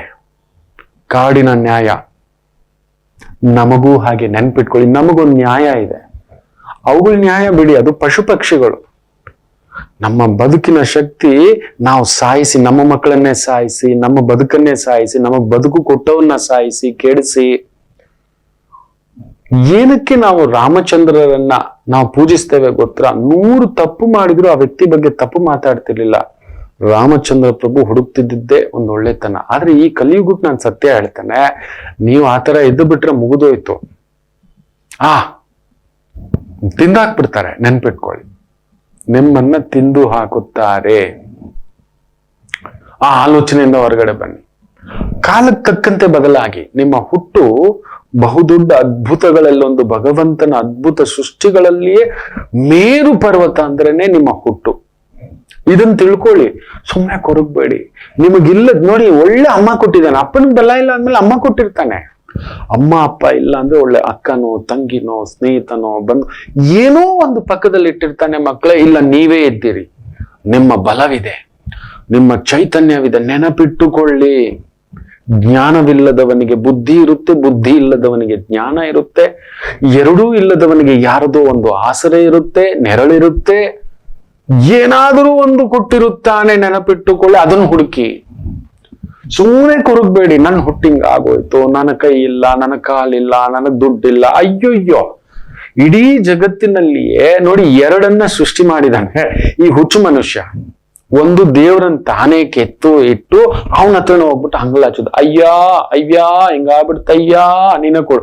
ಅವನನ್ನ ಕೆತ್ತದವನವನೇ, ಅವನಿಗೆ ಶಕ್ತಿ ತುಂಬಿಸ್ದವನವನೇ, ಅವನಿಗೆ ಅಭಿಷೇಕ ಮಾಡಿಸ್ದವನವನೇ, ಎಲ್ಲ ಅವನಿಗೆ ರಕ್ಷಣೆ ಕೊಟ್ಬಿಟ್ಟು ಅವನ ಹತ್ರನ ಹೋಗೋದು. ಗೋವಿಂದ ಗೋವಿಂದ ಗೋವಿಂದ ಗೋವಿಂದ, ಐಪೋಯಿಂದಿ ಗೋವಿಂದ.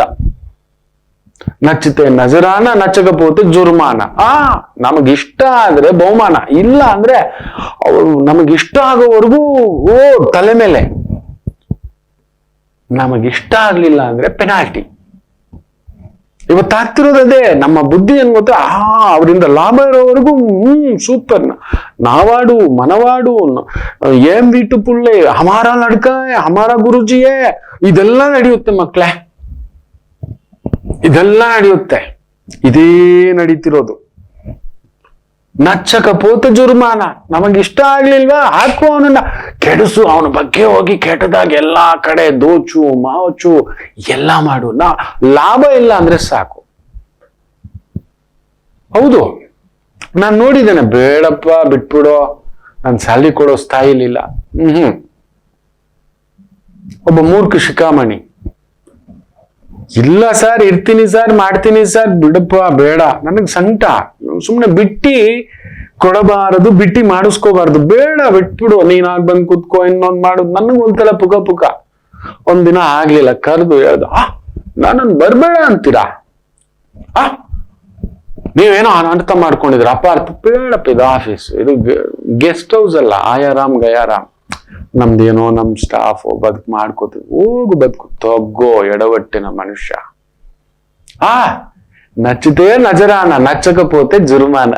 ನಮ್ ತೆಲುಗಿನಲ್ಲಿ ಯಾರು ಹೇಳಿರೋದು ಗೊತ್ತಾ? ಪಕ್ಕದ ರಾಷ್ಟ್ರದ ಮುಖ್ಯಮಂತ್ರಿ ಹೇಳಿರೋದು ಅದ್ಭುತವಾಗಿ. ನನ್ಗಿಷ್ಟ ಆಗೋರ್ಗು ನೀನ್ ಒಳ್ಳೆಯವನ್ ಕಣ, ನಿಂಗೆಲ್ಲ ಕೊಡ್ತೀನಿ, ತಗೋ, ನೀನೇ ನನ್ ದೇವ್ರು. ಇಲ್ವ, ಹಾಕೋನ ಒಳಗಡೆ ಜೈಲಲ್ಲಿ ಅನ್ನತಕ್ಕಂಥದ್ದು. ಹಾಕೋ, ಬಡಿಯೋ, ತಿವಿಯೋ, ಚುಚ್ಚೋ, 10 ರೂಪಾಯಿಗೆ, ಇನ್ನೊಂದಕ್ಕೆ, ಹುಚ್ಚು ಉನ್ಮಾದಕ್ಕೆ. ನೋಡಿ, ಮೊನ್ನೆ ಯಾರೋ ಹುಚ್ಚ ಹಿಡ್ದಿದ್ದಾರೆ. ಅಯ್ಯೋ ರಾಮ, ಯಾವ್ದೋ ಪಿಕ್ಚರ್ ಅಲ್ಲಿ ನೋಡಿದ್ದೆ, ಕೇಳಿದ್ದೆ, ಅದೇ ತರ ಹಿಡ್ದಿದ್ದಾರೆ. ಹೆಚ್ಚು ಕಮ್ಮಿ 20 ಕೋಟಿ ರೂಪಾಯಿ ಗುಳಿಗೆ ರೂಪದಲ್ಲಿ ಏನೋ ಒಂದು ಡ್ರಗ್ಸ್ ಅನ್ನ ನುಂಗ್ಕೊಂಡು ಅಲ್ಲೆಲ್ಲಿಂದಲೂ ಬಂದಿದ್ದಾನೆ. ಹೆಚ್ಚು ಕಡಿಮೆ ಆಗಿ ಬ್ಲಾಸ್ಟ್ ಆಗಿ ಡಮಾಲ್ ಆಗ್ಬಿಟ್ಟಿದ್ರೆ, ಕರಗ್ ಬಿಟ್ಟಿದ್ರೆ. ಅದ್ ಏನ್ ಗತಿ? ರಾಮ ರಾಮ ಕೃಷ್ಣ, ಏನ್ರೋ ಮಾಡ್ತೀರಾ 20 ಕೋಟಿ ಇದಿಟ್ಕೊಂಡು? ನೆಮ್ಮದಿಯಾಗಿ ಬದುಕ್ತೀರೇನ್ರೋ? ನೆಮ್ಮದಿಯಾಗಿ ಇರ್ತೀರೇನ್ರೋ? ಈ ಮೋಸ ಮಾಡಿ, ಈ ಒಂದು ತಿಕ್ಕಲ್ತನ ಮಾಡಿ, ಈ ಉಚಿತನ ಮಾಡಿ. ಅಯ್ಯಯ್ಯ, ನಿಮ್ಮ ಹುಟ್ಟಿನ ಬಗ್ಗೆಯೇ ನಿಮಗೆ ಗೊತ್ತಿಲ್ಲ. ನಿಮ್ಮ ಹುಟ್ಟಿನ ಬಗ್ಗೆ ನಿಮಗೆ ಗೊತ್ತಿಲ್ಲ. ಪ್ರಾಬ್ಲಮ್ ಅದೇ ಆಗ್ತಿರೋದು. ಸರಿ, ಹುಟ್ಟಿನ ಬಗ್ಗೆ ಏನೋ ಗೊತ್ತಿಲ್ಲ, ಒಪ್ಕೊಳ್ಳೋಣ. ಹೋಗ್ಲಿ, ನಮ್ ಸಾವಿನ ಬಗ್ಗೆ ನಮಗ್ ಗೊತ್ತಿದ್ಯಾ? ಎಲ್ ಸಾಯ್ತೀವಿ, ಹೇಗ್ ಸಾಯ್ತೀವಿ, ಹೆಂಗ್ ಸಾಯ್ತೀವಿ, ಯಾವ ತರ ಸಾಯ್ತೀವಿ ಅಂತ? ಖಂಡಿತ ಅದು ಇಲ್ಲ. ಮೊನ್ನೆ ನೋಡಿ, ನಾನು ಒಂದು ನ್ಯೂಸ್ ನಾನು ನಿತ್ಯ ಓದ್ತಿರ್ತಾನೆ, ನಮ್ಮ ಮನೆಗೆ ಪೇಪರ್ ಬರುತ್ತೆ. 13 ವರ್ಷದ ಮಗು ಹೃದಯಾಘಾತವಾಗಿ ತೀರಿಕೊಂಡಿದೆ. ರಾಮ, 13 ವಯಸ್ಸಿನ ಮಗುವಿಗೆ ಹೃದಯಾಘಾತ. ಏನ್ ಹೇಳ್ತೀರಿ ಮಕ್ಕಳೇ? ಇದನ್ನ ಏನ್ ಹೇಳ್ತೀರಿ? ಮೊದಲೆಲ್ಲ ನಾವು ಸಾವನ್ನ ಬಾಬಾ ಅಂತಿದ್ವಿ. ಅಯ್ಯೋ, ಸಾವು ಬಂದ್ರೆ ಸಾಕಪ್ಪ, ಸಾಕು, ಇದೆಲ್ಲ ಜವಾಬ್ದಾರಿಗಳು ಕಳ್ಕೊಂಡು. ಈಗ ಹಂಗಲ್ಲ ಮಗು, ನಮಗ್ ಬದುಕೋ ಹುಚ್ಚು ಜಾಸ್ತಿ ಬಂದ್ಬಿಟ್ಟಿದೆ. 70 80 ಬದುಕಬೇಕು ಅನ್ನೋ ಹುಚ್ಚು. ಅಯ್ಯೋ, ಇನ್ನೂ ಇರ್ಬೇಕು, ಇನ್ನೂ ಇದೆಲ್ಲ ನೋಡ್ಬೇಕು ಅನ್ನೋ ಒಂದು ಹುಚ್ಚು ಬಂದ್ಬಿಟ್ಟಿದೆ. ಏನು, ಆ ವೈಟಮಿನ್ಸ್ ತಗೋ, ಈ ಎಕ್ಸರ್ಸೈಸ್ ತಗೋ, ಈ ವಾಕ್ ಮಾಡು, ಆ ವಾಕ್ ಮಾಡು, ಈ ಆಕ್ಯುಪಂಚರ್ ಮಾಡು, ಆ ಆಕ್ಯುಪಂಚರ್ ಮಾಡು, ಇದು ಒತ್ತು. ಅಯ್ಯೋ, ನಿಮ್ಮನೆ ಬಂಗಾರ ಆಗೋಗ ಮೈಯೆಲ್ಲ ಕಾಯಿಲೆಗಳು ಇಟ್ಕೊಂಡು ಇನ್ನೂ ಅಷ್ಟೇ ಒಂದು ಅಟ್ಯಾಚ್ಮೆಂಟ್, ಒಂದು ಡಿಟ್ಯಾಚ್ಮೆಂಟ್ ಎರಡನ್ನೂ ಇರಬಾರದು. ಬಂದಾಗ ನಡೀರಿ ಭಗವಂತ ಅನ್ಬೇಕು. ಇವತ್ತೇನಾಗ್ಬಿಟ್ಟಿದೆ ಗೊತ್ತಾ? ಸಾವನ್ನ ನಾವು ದೂರ ಇಡ್ಲಿಕ್ಕೆ ನೋಡ್ತಿದ್ವಿ, ಅದು ಹೇಳ್ದೆ ಕೇಳದೆ ನಿಮ್ ಮನೆ ಬಾಗಿಲಿಗೆ ಬರ್ತಿದೆ. ಮೊದಲೆಲ್ಲ ಸಾವು ಕಾಯೋರು, ಯಾವಾಗಪ್ಪ? ಈಗಾಗಲ್ಲ, ಯಾವಾಗ ಬರ್ತಾನೆ ಗೊತ್ತಿಲ್ಲ. ನಮ್ಮ ಸಾವು ನಮ್ಮ ಕೈಯಲ್ಲಿಲ್ಲ, ಅದು ಗೊತ್ತಿಲ್ಲ ದಡ್ರಿಗೆ. ಹುಟ್ಟಂತೂ ಇಲ್ವೇ ಇಲ್ಲ. ಸರಿ, ಹುಟ್ಟದ ಮೇಲೆ ಅದು ಸರಿಯಾಗಿ ಬದುಕೋಣ, ಅದೂ ಇಲ್ಲ. ಸಾವು ಕೂಡ ಇಲ್ಲ ನಮಗ ಅಧಿಕಾರ. ನಾವ್ ಅನ್ಕೋತೀವಿ ಆಕ್ಸಿಡೆಂಟ್ ಅಲ್ಲಿ ಹೋದ, ಸೂಸೈಡ್ ಅಲ್ಲಿ ಹೋದ, ಇನ್ನೊಂದೇನೋ ಮಾಡ್ಕೊಂಡು ಹೋದ. ಅಲ್ಲ, ನಿರ್ಧಾರ ಅವನದ್ದು. ಅವನ್ ಮಾಡಿಟ್ಬಿಟ್ಟಿದ್ದಾನೆ. ಈ ಹುಚ್ಚು ಉನ್ಮಾದತೆಗೆ ಅವನು ಮಾಡ್ಕೊಂಡಿರ್ತಕ್ಕಂಥ ಒಂದು ದಾರಿಗಳಿಗೆ ಇಷ್ಟೇ ಆಯಸ್ಸು ಅಂತ ಇಟ್ಟುಬಿಟ್ಟಿದ್ದಾನೆ. ಸಾವು ಕೂಡ ನಮಗೆ ಗೊತ್ತಿಲ್ಲದೆಯೇ ಬರುವುದು. ಕೆಲವ್ರು ನಾವ್ ಹೇಳ್ತಿರ್ತೀವಿ, ಅವ್ನು ಪ್ಲಾನ್ ಮಾಡ್ಕೊಂಡು ಹೋದ ಕಣೋ, 3 ದಿನದಿಂದ ಮೂಡಿಯಾಗಿದ್ದ ಕಣೋ. ಇಲ್ಲ, ಬಂದ್ಬಿಟ್ಟಿತ್ತು ಯಮಧರ್ಮರಾಯ ಬಾಗಿಲಿಗೆ. ಬುದ್ಧಿ ಪ್ರಚೋದಯಾತ್, ವಿಕೃತ್ ಪ್ರಚೋದಯಾತ್, ಅಜ್ಞಾನ ಪ್ರಚೋದಯಾತ್, ಅಪಮೃತ್ಯು ಪ್ರಚೋದಯಾತ್. ಡನ್. ಆ ಟ್ರಾನ್ಸಿಸ್ಟಿಂಗ್ ಹೇಳ್ಕೊಂಡ್ ಬರುತ್ತೆ. ಸಾವು ಕೂಡ ನಮ್ಮ ಕೈಯಲ್ಲಿಲ್ಲ ಮಕ್ಕಳೇ. ಹುಟ್ಟಂತೂ ಹಿಂಗಾಯ್ತು, ಸಾವು ನಮ್ಮ ಕೈಯಲ್ಲಿಲ್ಲ. ಈ ಎರಡರ ಮಧ್ಯೆ ಇರತಕ್ಕಂತ ಭಾವ, ಹೇಗ್ ಬದುಕೋಬೇಕು, ಹೆಂಗ್ ಬದುಕೋಬೇಕು ಅನ್ನತಕ್ಕಂಥದ್ದಿಲ್ಲ. ನಿತ್ಯ ಪ್ರತಿನಿತ್ಯ ಕಲಹ, ಜಗಳ, ಮೋಸ, ದಗ, ಇಲ್ಲದ ಆಸೆಗಳು, ಇಲ್ಲೇ ಇರ್ತೇವೆ ಅನ್ನೋ ಒಂದು ಭಾವಗಳು. ಹೌದು, ಒಬ್ರು ಹಿರಿಯರು ಬರ್ತಾರೆ, ನಮ್ಮಣ್ಣ ಮೋಸ ಮಾಡ್ಬಿಟ್ಟ ಸಾರ್, ನಮ್ಮ ತಾಯಿನ ಕಡೆ 3 ತಿಂಗಳು ಕರ್ಕೊಂಡು ಹೋಗ್ಬಿಟ್ಟು ಎಲ್ಲ ಒಂದು ದಾನಪತ್ರ ಮಾಡಿಸ್ಕೊಂಡು, ಸೈನ್ ಮಾಡಿಸ್ಕೊಂಡು ಎಲ್ಲ ಅವನ ಹೆಸರು ಮಾಡಿಸ್ಕೊಬಿಟ್ಟಿದ್ದಾನೆ ಸರ್. ಮುಗಿದೋಯ್ತು. ನಿನಗಿಲ್ಲ ಅಯ್ಯ, ಬರ್ದಿದ್ದೀನಲ್ಲ, ಭೂಮಿಯಲ್ಲೊಂದು ಬಹುದೊಡ್ಡ ನೋವು ನಿನ್ನವರಿಂದಲೇ ನೋವು ಅಂತ ಮೊದಲೇ ವಿಧಿ ಲಿಖಿತ ಬರೆದಿಟ್ಬಿಟ್ಟಿದೆ. ಆಗೋಕ್ ಮೊದ್ಲು ಬಂದಿಯಾ? ಬರ್ಲಿಕ್ ಬಿಡೋಲ್ಲ. ಎಲ್ಲರಿಗೂ ಆಗೋಲ್ಲ ಮಕ್ಕಳೇ. ಎಕ್ಸಾಮ್ ಬರೆದವರೆಲ್ಲ ಪಾಸು, ಪಾಸ್ ಆದವ್ರಿಗೆಲ್ಲ ಪೋಸ್ಟ್ ಆದವರೆಲ್ಲ ಅನುಭವಿಸ್ಲಿಕ್ಕೆ ಆಗ್ಬಿಡುತ್ತಾ? ಇಲ್ಲ. ಆಗುವ ಮೊದಲೇ ಬಂದ್ರ ನನಗಿದೆಯಾ ಯೋಗ ಫಲ ಅಂತ. ಸರಿ, ಹೇಳಿದ್ರು ಅದನ್ನ ತಪ್ಪಿಸ್ಲಿಕ್ಕೆ ಆಗುತ್ತಾ? ನನ್ನ ತಂಗಿಗಾಗಿಲ್ಲ, ನನ್ನ ಅಕ್ಕನಿಗಾಗಿಲ್ಲ, ಹೇಳಿದ್ರು ಕೂಡ ಅವ್ರು ಕೇಳಲಿಲ್ಲ, ಒದ್ದಾಡ್ತಿದ್ದಾರೆ. ನಾನು ಅವತ್ತೇ ಹೇಳದ್ನಲ್ವೇನೆ, ಬೇಡ ಅಂತ ಕೇಳಿದೆನ ಪುಟ್ಟ. ಸಿಟ್ಟು ಬಂದ್ಬಿಡುತ್ತೆ ನನಗೂ, ದಾವಂತ ತಗ ತಗ ತಗ ತಗ ಅಂತ 2 ಮಾತಂತೇನೆ. ಆಮೇಲೆ ಅಯ್ಯೋ, ಅಮ್ಮ ಇಲ್ಲದ ಮಕ್ಕಳಪ್ಪ, ಸ್ವಾಮಿ ರಂಗ ಅಂತ ಹೇಳ್ಬಿಟ್ಟು ಮೆಲ್ಲ ಕೈ ಹಿಡ್ಕೊಂಡು, ಕ್ಷಮಿಸ್ರೋ, ನಾನೇನೋ ಸಿಟ್ಟಲ್ಲಿ ಅಂದ್ಬಿಟ್ಟೆ ಕಣ್ರೋ, ತಾಯಿ ಇಲ್ಲದ ಮಕ್ಕಳು ಕಂಡ್ರೋ, ನನ್ನ ಕ್ಷಮಿಸ್ಬಿಟ್ರು ಅಂತ ಹೀಗೆ ಅಂತೇನೆ. ಅಯ್ಯೋ ಸುಮ್ನಿರೋಣ, ಅಮ್ಮ ಅಂತೂ ಬೈತಿರ್ಲಿಲ್ಲ, ನಮ್ಮನ್ ಕೇಳೋರು ಇರ್ಲಿಲ್ಲ, ನೀನಾದ್ರೂ ಇದ್ದೀಯ ಬಿಡೋಣ ಅಂತ ಹೇಳ್ಬಿಟ್ಟು ಅದೆಷ್ಟು ಒದ್ದಾಡ್ಬಿಟ್ಟಿದೆ. ನಾವು ಒದ್ದಾಡ್ತಿರ್ತೇನೇನೋ. ಏನು ಮಕ್ಕಳಪ್ಪ ಹಿಂಗ ಆಗೋಯ್ತು. ಆಗಲ್ಲ. ನಾನು ಹೇಳಿದ್ದೆ, ಹಿಂದಿನ ದಿನ ಹೇಳಿದೆ, ಬೆಳಿಗ್ಗೆ ಹೇಳಿದೆ, ಇಲ್ಲ ಬಿಡಲಿಲ್ಲ. ದಾರಿ ತಪ್ಪಿಸುತ್ತೆ, ಅದು ಹಾಗೆ ಆಗುವುದನ್ನು ತಪ್ಪಿಸಲಾರು. ಆದ್ರೆ ಅದಕ್ಕೆ ಎಷ್ಟು ಚೆನ್ನಾಗಿ ನನ್ನ ತಂಗಿ ಹೇಳ್ತು ಗೊತ್ತಾ? ಅಣ್ಣ ನೀನ್ ಇದ್ದೀಯಲ್ವಾ ಅಣ್ಣ ನೆರಳಲ್ಲಿ, ಬಿಸಿಲು ನಿಜ ಅಣ್ಣ, ನೀನೇ ಹೇಳ್ತಿರ್ತೀಯಲ್ವಾ, ಕೊಡೆ ಹಿಡಿಲಿಕ್ ನೀನ್ ಇದ್ದೀಯ ಅಣ್ಣ. ನನಗೆ ಅದೇ ಭಯ ನಮ್ಮ ಅಂದೆ. ಯಾಕಣ್ಣ? ಈ ಕೊಡೆ ಒಂದಿನ ಬಿದ್ದೋಗ್ಬಿಟ್ರೆ ನಿಂತ್ಕೋತೀರೇನ್ರೋ? ಈ ಕೊಡೆನೇ ಇಲ್ಲ ಅಂದ್ಬಿಟ್ರೆ ನೀವ್ ಇರ್ತೀರೇನ್ರೋ? ದೈವ ಕಳಿಸಿದ್ರೆ ನಿಜವೇ. ಅಷ್ಟ್ರ ಒಳಗಡೆ ನಿಮ್ಮ ತಕ್ಕಂತೆ ನೀವೊಂದು ಬದುಕು ಕಟ್ಕೋಬಿಟ್ರೆ, ಎಲ್ಲೋ ನಿಮ್ ಪಾಡಿಗೆ ನೀವೊಂದು ಜೀವನ ಕಟ್ಕೋಬಿಟ್ರೆ ಆ ಆನಂದ ನಾನು ನೋಡಬಲ್ಲೆ. ಅಷ್ಟೇಪ್ಪ, ಇನ್ನೇನಿಲ್ಲ. ನೀವೇನೋ ಕೋಟಿಗೆ ಬದುಕ್ಬೇಕು, ಇನ್ನೊಂದಕ್ಕೆ ಬದುಕ್ಬೇಕು ಅಂತ ನನ್ಗೇನಿಲ್ಲ. ನಿಮ್ಮ ಬುದ್ಧಿವಂತಿಗೆ ತಕ್ಕಂತ ಬದುಕು ಕಟ್ಕೊಂಡ್ರೆ ಸಾಕು. ಕೊರಗ್ತಾ ಹಿಂಗ್ ಕೂತಿರ್ತೀರಾ, ಈ ಅಣ್ಣ ಏನೋ ಇದಾನೆ, ಈ ನೆರಳು, ಈ ಕೊಡೆ ಬಿದ್ದೋಯ್ತು ಅಂದ್ರೆ ಹಿಂಗ್ರು ಅಂತ ಸುಮ್ನಿರೋಣ, ಮಾತು ಹೇಳಬೇಡ. ನಿಜವೇ ಅಷ್ಟ್ರಲ್ಲಿ ಮಕ್ಕಳನ್ನ ನಿಲ್ಸಿರ್ತಾನೆ. ಒಳ್ಳೆ ಮಕ್ಕಳು, ಧರ್ಮದಂತ ಮಕ್ಕಳು, ನ್ಯಾಯದಂತ ಮಕ್ಕಳು ಇರ್ಲಿ ಬಿಡಿ. ಅದಕ್ಕೆ ಹೇಳ್ತಿದ್ದಾನೆ ಮಕ್ಕಳೇ, ನಮ್ಮ ಸಾವು ಕೂಡ ನಮ್ಮ ಕೈಯಲ್ಲಿಲ್ಲ. ಅದಕ್ಕೆ ಪ್ರತಿನಿತ್ಯ ಎದ್ದ ತಕ್ಷಣ ಭಗವಂತ ನಮಗೊಂದು ಜನ್ಮ ಕೊಟ್ಟಿದ್ದಿ, ಮರಳಿ ಮತ್ತೊಂದು ಹುಟ್ಟು ಕೊಟ್ಟಿದ್ದಿ, ನಿನಗೆ ಧನ್ಯವಾದ. ನಾನು ಇವತ್ತಿನ ಕರ್ತವ್ಯ ಏನ್ ಮಾಡ್ಬೇಕು, ಇವತ್ತಿನ ಕೆಲಸ ಏನ್ ಮಾಡ್ಬೇಕು? ಓ ವೈಕುಂಠ ಏಕಾದಶಿ, ಹೋಗು ದೇವಸ್ಥಾನಕ್ಕೆ, ಮಾಲೆಗಳು, ತೋರ್ಮಾಲೆಗಳು, ಏನು ಪ್ರಸಾದಗಳು, ಲಡ್ಡುಗಳು, ಇನ್ನೊಂದು ಮನೆಯೇ ವೈಕುಂಠ. ಆ ವೈಕುಂಠದಲ್ಲಿರತಕ್ಕಂಥದ್ದು ನೀವೇ, ದ್ವಾರಪಾಲಕರು ನೀವೇ, ಆ ಮುಖ್ಯ ಪ್ರಾಣದೇವರು ನೀವೇ. ಇದನ್ನ ಅರ್ಥನೇ ಮಾಡ್ಕೊಂಡಿಲ್ಲ. ಅದಕ್ಕೆ ಆ 7 ದ್ವಾರಗಳು, ಮಣಿಪುರ, ಅನಾಹುತ, ಸ್ವಾಧಿಷ್ಠಾನ, ಇವೆಲ್ಲ 7 ದ್ವಾರಗಳು ಓಪನ್ ಮಾಡ್ಕೋಬೇಕು ನಾವು. ಅವನಿಗೆ ಶರಣಾಗುತ್ತೆ. ನನಗ್ ಮಾತ್ರ ನೋಡಿ, ನಮ್ಮ ಎದುರುಗಡೆ ಒಂದು ನಾಯಿ ಜನ್ಮ ಇದೆ, ಹಂದಿ ಜನ್ಮ ಇದೆ, ಕತ್ತೆ ಜನ್ಮ ಇದೆ ಅಲ್ವಾ? ನಮಗೆ ಎಂತ ಒಂದು ಅದ್ಭುತ ಜನ್ಮ ಕೊಟ್ಟಿದ್ದಾನೆ. ಒಳ್ಳೇದ್ ತಿನ್ಬೋದು, ಒಳ್ಳೇದ್ ಮಾತಾಡ್ಬೋದು, ಒಳ್ಳೇದ್ ಚಿಂತನೆ ಮಾಡ್ಬೋದು. ಇಲ್ಲ, ಹಾಳು ಮಾಡೋ ಚಿಂತೆ, ಎಷ್ಟು ದೋಚ್ಕೋಬೇಕು ಅನ್ನೋ ಚಿಂತೆ, ಎಷ್ಟು ಇಲ್ಲ ಆಳೋ ಚಿಂತೆ, ಇಲ್ಲ ಕೊರಗೋ ಚಿಂತೆ, ಇಲ್ಲ ದ್ವೇಷಿಸೋ ಚಿಂತೆ, ಇಲ್ಲ ಅನ್ನೋ ಚಿಂತೆ, ಇಲ್ಲ ವೈರಾಗ್ಯ ಪೂರ್ಣ, ಇಲ್ಲ ಹಂಗೆಲ್ಲ ಇರೋ ಹಾಗಿಲ್ಲ. ನಮಗೆ ಆ ಅಧಿಕಾರವಿಲ್ಲ. ಇಲ್ಲ, ಗೃಹಸ್ಥ ಆಶ್ರಮವೇ ಅತ್ಯಂತ ದೊಡ್ಡ ಆಶ್ರಮ ಅಂತ ಭಗವಂತನೇ ಹೇಳಿದ್ದಾನೆ. 4 ವರ್ಣಾಶ್ರಮಗಳಲ್ಲಿ ಗೃಹಸ್ಥ ಆಶ್ರಮ ಅತ್ಯಂತ ಶ್ರೇಷ್ಠ. ಎಷ್ಟು ಸೇವೆ ಮಾಡಬಹುದು ಗೊತ್ತಾ? ಬ್ರಹ್ಮಚಾರಿ ಸೇವೆ ಮಾಡಬಹುದು, ವಾನಪ್ರಸ್ಥದಲ್ಲಿರೋರ್ಗೆ ಸೇವೆ ಮಾಡಬಹುದು, ಸನ್ಯಾಸಿಗಳಿಗೆ ಸೇವೆ ಮಾಡಬಹುದು, ಲೋಕ, ಸಮಾಜ, ಕುಟುಂಬ, ಎಷ್ಟು ಗೊತ್ತಾ? ಎಲ್ಲ ನಿಮ್ ಜವಾಬ್ದಾರಿ ಬಿಟ್ಬಿಡೋದು. ಅರೆ, ನಿಮಗೂ ನಿಮ್ ಹೆಂಡತಿಗೆ ಜಗಳ, ಮಕ್ಕಳಿಗೆ ಏನಕ್ಕೆ ಮೋಸ, ಹೌದಲ್ವಾ? ನಿಮ್ಮ ಮಗಳು ಸರಿಯಾಗಿಲ್ಲ, ನಿಮ್ಮ ಹೆಂಡತಿನ ಯಾಕೆ ಬೈತೀರಿ, ನಿಮ್ ಗಂಡನ್ ಯಾಕಂತೀರಿ? ಎಲ್ಲ ಅವ್ರ ಅಪ್ಪನೇ ಕೆಡ್ಸಿದ್ದು, ಎಲ್ಲ ಅವ್ರ ಅಮ್ಮನೇ ಮಾಡಿದ್ದು. ಇನ್ನು ಅವ್ರಮ್ಮ ಚಿಕ್ಕ ಮಗುವಿಂದ ಅದೇನೋ ನಮ್ಗೆ ಹಾಲು ಕುಡಿಸೋ ಒಂದು ಇದು ಬರುತ್ತೆ, ಅದ್ರಲ್ಲಿ ಹಾಕಿ ನಿಮ್ಮಪ್ಪ ಹೇಗೆ, ನಿಮ್ಮಪ್ಪ ಹೇಗೆ, ನಿಮ್ಮಪ್ಪ ಹೇಗೆ, ನಿಮ್ಮಮ್ಮ ಹೇಗೆ, ನಿಮ್ಮಮ್ಮ ಹೇಗೆ ಅಂತ ಕುಡಿಸೋದ್ರ? ಯೋಚನೆ ಮಾಡಿ ನೋಡಿ. ನಿಮ್ಮ ಹುಟ್ಟಿನ ಬಗ್ಗೆಯೂ ನೀವು ಅರ್ಥ ಮಾಡ್ಕೊಂಡಿಲ್ಲ, ನಿಮ್ಮ ಸಾವಿನ ಬಗ್ಗೆಯೂ ಅರ್ಥ ಮಾಡ್ಕೊಂಡಿಲ್ಲ. ಬಿಟ್ಬಿಡಿ. 2ರ ಮಧ್ಯೆ ಬರೋ ಈ ಜೀವನವನ್ನಾದ್ರೂ, ನಿಮ್ಮ ಜೀವನ ನಿಮ್ಮ ಕೈಯಲ್ಲಿದೆ. ಯಾರ ಹತ್ರನೂ ಕೈ ಚಾಚಬೇಡಿ. ಕೇಳ್ಕೊಳ್ಳಿ ನಿಮ್ ಶಕ್ತಿ, ಬಲ. ಒಂದು ಮದುವೆ ಆಗುವಾಗ, ಒಂದು ಓದುವಾಗ, ಒಂದು ಕೆಲಸ. ಮೊನ್ನೆ ಕೂಡ ಮಗಳಿಗೆ 1994 ನಾನು ಹೇಳಿದೆ, ಅವಳಿಗೆ ಮದುವೆನೇ ಇಷ್ಟ ಇಲ್ಲ. ಟಾಮ್ ಬಾಯ್ ಅಂತ, ಟಾಮೇ ಅದು. ಅವಳಿಗೆ ಅಲಂಕಾರ ಬರಲ್ಲ, ಒಂದು ಶೃಂಗಾರ ಬರಲ್ಲ, ತುಂಟುತನ ಬರಲ್ಲ.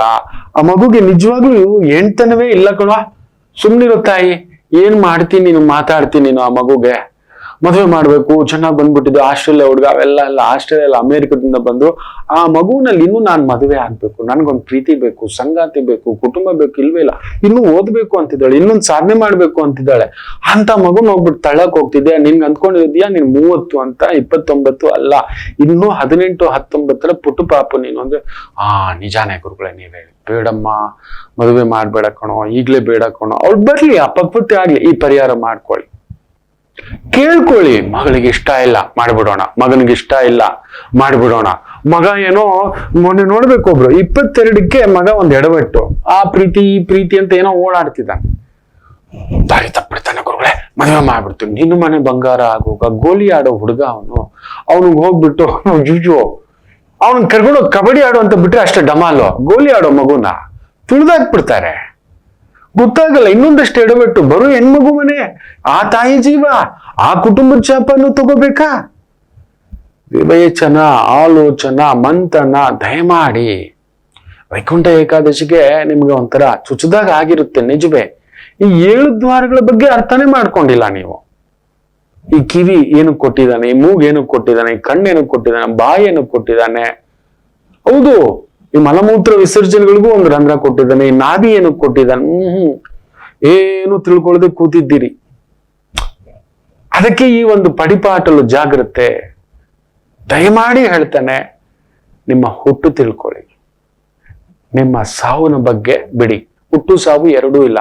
ಅಟ್ಲೀಸ್ಟ್ ಈ 2ರ ಮಧ್ಯೆ ಈ ಜೀವನ ನಾನು ಏನು, ಅದನ್ನ ಮಕ್ಕಳಿಗೆ ತುಂಬಿಸಿ, ನೀವು ತುಂಬಿಸ್ಕೊಳ್ಳಿ. ನಿತ್ಯ ನಾನು ಇದ್ ಮಾಡ್ತೇನೆ, ಈ ತರದ್ದು ಹೋಗ್ತಾನೆ, ಈ ತರದ್ದು ಒಂದು ಸಿದ್ಧತೆ. ಬದಲಾಯಿಸ್ತೀರಾ? ಸರಿ, ನೀವು ಹತ್ತು ಬಿಟ್ರೆ, ನೀವು ಬೇಜಾರು ಮಾಡ್ಕೊಬಿಟ್ರೆ, ನೀವು ಉದ್ರೇಕ ಮಾಡ್ಕೊಬಿಟ್ರೆ, ನೀವು ಕೋಪ ಮಾಡ್ಕೊಬಿಟ್ರೆ, ನೀವು ಸಿಟ್ಟು ಮಾಡ್ಕೊಬಿಟ್ರೆ, ನೀವು ದ್ವೇಷ ಮಾಡ್ಬಿಟ್ರೆ, ಈ ಒಂದು ಬದಲಾವಣೆ ನೀವು ತರಬಹುದಾ? ಇಲ್ಲ. When there is no change, why you want to be there? Get out. ಅಲ್ಲಿರ್ಬೇಡಿ, ಎದ್ದು ಬನ್ನಿ, ಚೆನ್ನಾಗಿರ್ತೀರಿ. ನೀವೇ ನನ್ನ ವಿಷ್ಣು, ಮಹಾವಿಷ್ಣು, ಅಲಂಕಾರ ವಿಷ್ಣು.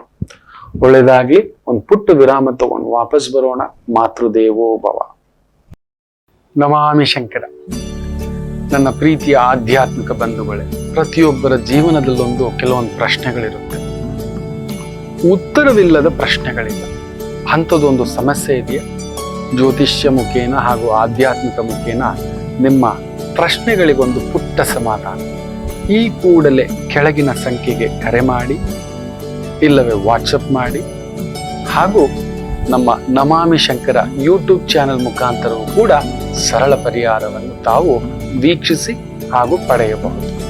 ನಮಾಮಿ ಶಂಕರ. ನಮಾಮಿ ಶಂಕರ. ವಿಶೇಷವಾಗಿ ಇವತ್ತು ವೈಕುಂಠ ಏಕಾದಶಿ, ನಾಳೆಯೂ ಮಾಡ್ಕೋಬಹುದು. ನಮಗೇನಂದ್ರೆ ಸೂರ್ಯೋದಯ ಬಂದು 6:41 ಆಯ್ತು. ಆ ಲೆಕ್ಕಾಚಾರದಲ್ಲಿ ಬೆಳಿಗ್ಗೆ 7:41 ಏಕಾದಶಿ ಇರತಕ್ಕಂಥದ್ದು. ದ್ವಾದಶಿ ಆರಂಭ ಆಮೇಲೆ. ಅದರಿಂದ ಸೂರ್ಯೋದಯ ಕಾಲಕ್ಕೆ ಏನು ತಿಥಿ ಇರುತ್ತೋ ಅದೇ ಏಕಾದಶಿ. ಅದರಿಂದ ತಪ್ಪು ಗ್ರಹಿಕೆಗಳಿಗೆಲ್ಲ ಹೋಗ್ಬೇಡಿ, ಹೋಗ್ಬನ್ನಿ. ಆ ಸ್ವಾಮಿಯ ದರ್ಶನ ನಿಮ್ಮ ಆ ಒಂದು ಚೈತನ್ಯ ಶಕ್ತಿ ಸೆಲೆಯನ್ನ ಹೆಚ್ಚಿಸ್ಲಿ ಅಂತ ಹೇಳ್ತಾ, ವಿಶೇಷವಾಗಿ ಭರಣಿ ನಕ್ಷತ್ರ, ಮೇಷರಾಶಿ, ಶುಕ್ರನು ನಿಮ್ಮನ್ನೇ ನೋಡ್ತಿದ್ದಾನೆ. ಮದುವೆ, ಮಾತುಕತೆ, ಕುಟುಂಬ. ನೋಡಿ ಎಷ್ಟು ಜಾತಕಗಳನ್ನ ನೋಡಿದ್ದೇನೆ ಅಂದ್ರೆ, ಮದುವೆ ಜಾತಕಗಳನ್ನ ತೆಗೆಸಿ ಒಂದು 10,000 ಮದುವೆ ಜಾತಕಗಳನ್ನು ನೋಡಿದ್ದೇನೆ. ನಾವು ಕಡಿಮೆ ಹೇಳ್ತಿರೋದು. ಮದುವೆ ಮಾಡುವಾಗ ಸಪ್ತಮ ಶುದ್ಧ ಇದೆಲ್ಲ ಇರಬೇಕು. ಮೊನ್ನೆ ಕೂಡ ಒಂದು ಮದುವೆ ಜಾತಕ, ಕಟಕ ಲಗ್ನ, ಪುಣ್ಯಾತ್ಮರು ರಾಮಚಂದ್ರ, ಲಗ್ನದಲ್ಲೇ ಶುಕ್ರ, 7ನೇ ಮನೇಲಿ ಗುರು ನೀಚ ವಕ್ರ, ನಸುಕಿ ಹಾಕ್ಬಿಟ್ಟಿದ್ದಾನೆ. ಕಷ್ಟಂ ನಷ್ಟಂ ಏನಿಲ್ಲ ಅಮ್ಮ, ಎಲ್ಲ ಬಡದಾಕ್ಬಿಟ್ಟಿರ್ತಾನೆ ಅಂತ ಎಲ್ಲ ಆಗ್ಬಿಟ್ಟಿದೆ ಗುರುಗಳೇ. ಬೀದಿಗೆ ತಂದು ನಿಲ್ಸ್ಬಿಟ್ಟಿರ್ತಾನೆ, ಆಗ್ಬಿಟ್ಟಿದೆ ಗುರುಗಳೇ. ಸ್ವಂತ ಅಣ್ಣ ತಮ್ಮಂದಿರೇ ಮೋಸ ಆಗ್ಬಿಟ್ಟಿದೆ ಗುರುಗಳೇ. ಕಡಿಮೆ ಅಂದ್ರೂ ಒಂದು 30 ಕೋಟಿಯ ಬಹುದೊಡ್ಡ ವ್ಯವಹಾರಗಳು ಜೊತೆಲೆ ಎತ್ಕೊಂಡು ಅಣ್ಣಂದ್ರುಗಳು ನಾವು ಮಾಡ್ತೀವಿ, ನಾವು ನೋಡ್ಕೋತೀವಿ, ನೀನು ಸುಮ್ಮನೆ ನೋಡ್ಕೊಳ್ಳೋ, ನಾವ್ ಇದ್ದೀವಿ ಅಂತೆಲ್ಲ ಹೇಳ್ಕೊಂಡು ಪವರ್ ಆಫ್ ಅಟಾಣಿಯೋ ಇನ್ನೊಂದು ಯಾವ ರೀತಿ ಹೇಳಿದ್ರು, ಅದೇನು ಮಾಡಿದ್ರು ಗೊತ್ತಿಲ್ಲ, ದಿವಾನ ಮಾಡಿಟ್ಬಿಟ್ಟಿದ್ದಾರೆ. ಅವನನ್ನ ದಿವಾನ ಮಾಡಿಟ್ಬಿಟ್ಟಿದ್ದಾರೆ, ಏನು ಇಲ್ದಿದ್ದಾಗೆ. ಅದಕ್ಕೆ ಹೇಳ್ತಿರ್ತಾನೆ, ಗುರು ವಕ್ರ ಇದ್ದಾಗ, ಗುರು ನೀಚ ಇದ್ದಾಗ, ಕುಜರಾಹು ಸಂಧಿಗಳಿದ್ದಾಗ ನೋಡ್ಕೊಂಡೇ ಮಾಡ್ಬೇಕು. ಏನೋ ಬಂದ್ಬಿಟ್ಟಿದೆ, ಏನೋ ರಾಜ್ಯ ಆಳೋ ಹಾಗೆ ಮದುವೆ ಮಾಡ್ಬಿಡ್ಬೇಕು, ಜಾಗ್ರತೆ. ಗುರು ವಕ್ರ ಇದೆ, ಕೇಂದ್ರದಲ್ಲೂ ಶುಕ್ರ ಇದೆ. ಮಾತುಕತೆ ಮಾಡ್ಕೊಳ್ಳಿ, ತೊಂದರೆ ಇಲ್ಲ, ಮಾತುಕತೆ ಮಾಡ್ಕೊಳ್ಳಿ. ಡಿಸೆಂಬರ್ 31 ಕಳೀಲಿ, ಗುರು ಚೆನ್ನಾಗಾಗ್ತಾನೆ, ವಕ್ರ ಬಿಡ್ತಾನೆ. ಆಮೇಲೆ ಅವ್ನು ಭರಣಿ ನಕ್ಷತ್ರಕ್ಕೆ ಬರಬೇಕು. ಬ್ಯೂಟಿಫುಲ್. ಹೌದು, ತುಂಬಾ ಅದ್ಭುತ ಆಗ್ತಕ್ಕಂಥದ್ದಾಗುತ್ತೆ. ಯೋಚಿಸ್ಬೇಡಿ, ಚೆನ್ನಾಗಾಗ್ತಕ್ಕಂಥದ್ದು. ಇವತ್ತು ಕೂಡ ಅಂಥದ್ದೇ ಒಂದು ಶುಭ ಸುದ್ದಿಗಳು, ಕೆಲಸ, ಕಾರ್ಯ, ವ್ಯವಸ್ಥೆ, ಓಡಾಟ, ಸುತ್ತಾಟ, ಅತ್ಯದ್ಭುತವಾಗಿರತಕ್ಕಂಥ ಫಲಿತಾಂಶ ಕೊಡತಕ್ಕಂಥ ಒಂದು ದಿನ. ಇನ್ನು ವೃಷಭ ರಾಶಿ, ಚಂದ್ರ 12ನೇ ಮನೆ, ಸುಖಕಾರಕ, ಮಾತೃಕಾರಕ, ಒಂಥರ ಆರೋಗ್ಯಕಾರಕ ಕೂಡ ಅವನು. ಕ್ಷಯಕಾರಕ, ಅಕ್ಷಯಕಾರಕ ಎರಡೂ ಕೂಡ, ವೃದ್ಧಿ ಕ್ಷಯ ಎರಡಕ್ಕೂ. ಸೊ ಇವತ್ತು ಆ ತರದ ಒಂದು ತೊಳಲಾಟ. ಏನ್ ದುಡಿದಿದ್ರು ಅದೊಂದು ಖರ್ಚು, ವೆಚ್ಚ, ಓಡಾಟ, ಸುತ್ತಾಟ, ಆರೋಗ್ಯ, ಮಕ್ಕಳು, ಮನೆ, ಕುಟುಂಬ, ಈ ತರದ್ದಿರುತ್ತೆ. ಶುಕ್ರನ್ ಭಾವ. ಅದರಿಂದ ಆ ಒಂದು ಮಹಾಲಕ್ಷ್ಮಿ ಸ್ವರೂಪ, ಮಹಾಲಕ್ಷ್ಮಿನ ಹೊಲಿಸ್ಕೋಬೇಕು ಅಂದ್ರೆ ಆ ಅಮ್ಮನಿಗೆ ತುಂಬಾ ಇಷ್ಟ. ಯಾರು ಗೊತ್ತಾ? ವಿಷ್ಣುವೇ. ಯಾರು ವೆಂಕಟೇಶ್ವರನನ್ನ ತುಂಬಾ ಇಷ್ಟಪಟ್ಟು ವಿಷ್ಣುವನ್ನ ಪೂಜಿಸ್ತಾರೋ ಲಕ್ಷ್ಮಿ ಒಲಿಯುತ್ತಾಳೆ ಅಂತ. ಹೋಗ್ಬನ್ನಿ, ತುಂಬಾ ಒಳ್ಳೇದಾಗ್ತಕ್ಕಂಥದ್ದು. ಆ ತೊಳಲಾಟದಿಂದ ದೂರ ಬರ್ತೀರಿ. ಇನ್ನು ಮಿಥುನ ರಾಶಿ, ವಿಶೇಷವಾಗಿ ಲಾಭಸ್ಥ ಚಂದ್ರ, ಪಂಚಮದಲ್ಲಿ ಶುಕ್ರ. ಖಂಡಿತ ಇವತ್ತೊಂದು ಶುಭ ಸುದ್ದಿ ನಡೆಯುತ್ತೆ. ವೃತ್ತಿಪರವಾಗಿ, ವ್ಯವಹಾರ ಪರವಾಗಿ, ಹಣಕಾಸು ಪರವಾಗಿ ಅದ್ಭುತ ನಡೆಯತಕ್ಕಂಥ ಒಂದು ದಿನವಾಗಿರುತ್ತೆ. ಚೆನ್ನಾಗಿದೆ. ಹಾಲು, ಬೆಣ್ಣೆ, ತುಪ್ಪ, ಮೊಸರು, ಸ್ತ್ರೀಯರು, ಅಲಂಕಾರ, ಒಪ್ಪ, ಓರಣ, ದೇವತಾರ್ಚನ, ದೇವತಾ ದರ್ಶನ, ಕಲಾವಿದರು, ಬ್ಯೂಟಿಫುಲ್, ಫ್ಯಾಂಟಾಸ್ಟಿಕ್. ನೀವು ನೆನೆಸಲಾರದ ಒಂದು ತಾಕತ್ತು ಭಾವ ಆಗತಕ್ಕಂಥದ್ದುಂಟು. ಅದ್ಭುತ. ಇನ್ನು ವಿಶೇಷವಾಗಿ ಕರ್ಕಾಟಕ ರಾಶಿ,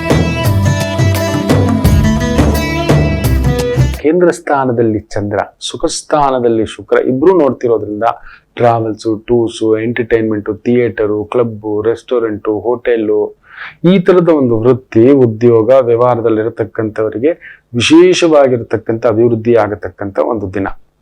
ಸಿಂಹ ರಾಶಿ, ಭಾಗ್ಯಸ್ಥಾನದಲ್ಲಿ ಚಂದ್ರ, ವ್ಯಯಾಧಿಪತಿ. ಅದರಿಂದ ಸ್ವಲ್ಪ ಖರ್ಚು ವೆಚ್ಚಗಳು ಮನೆಯವ್ರಿಗೋಸ್ಕರ, ಮನೆಯವರ ಆರೋಗ್ಯ ಈ ತರದಿರುತ್ತೆ. ಬಿಟ್ರೆ ಇಟ್ಸ್ ಅ ನೈಸ್ ಡೇ. ದೈವ ದರ್ಶನ, ದೇವತಾ ಅರ್ಚನ, ದೇವತಾ ಪ್ರಸಾದ ಸೇವನ ಇವೆಲ್ಲವನ್ನು ನೋಡತಕ್ಕಂಥ ಅದ್ಭುತವಾದಂಥ ದಿನ. ಸ್ವಲ್ಪ ಅಕ್ಕ, ತಂಗಿ, ನಾದಿನಿ, ಅತ್ತಿಗೆ ಈ ತರ ಸ್ತ್ರೀಯರಿಗೆ ಸಂಬಂಧಿತ ವಿಚಾರಗಳಿಂದ ಶುಭ ಸುದ್ದಿಯೊಂದನ್ನ ಪಡಿತೀರಿ. ಸ್ತ್ರೀಯರಿಗೆ ಸಂಬಂಧಿತ ವೃತ್ತಿ, ವ್ಯವಹಾರ, ವ್ಯಾಪಾರ, ಉದ್ಯೋಗ ವಿಶೇಷ ಅನುಕೂಲ. ಇನ್ನು ಕನ್ಯಾ ರಾಶಿ,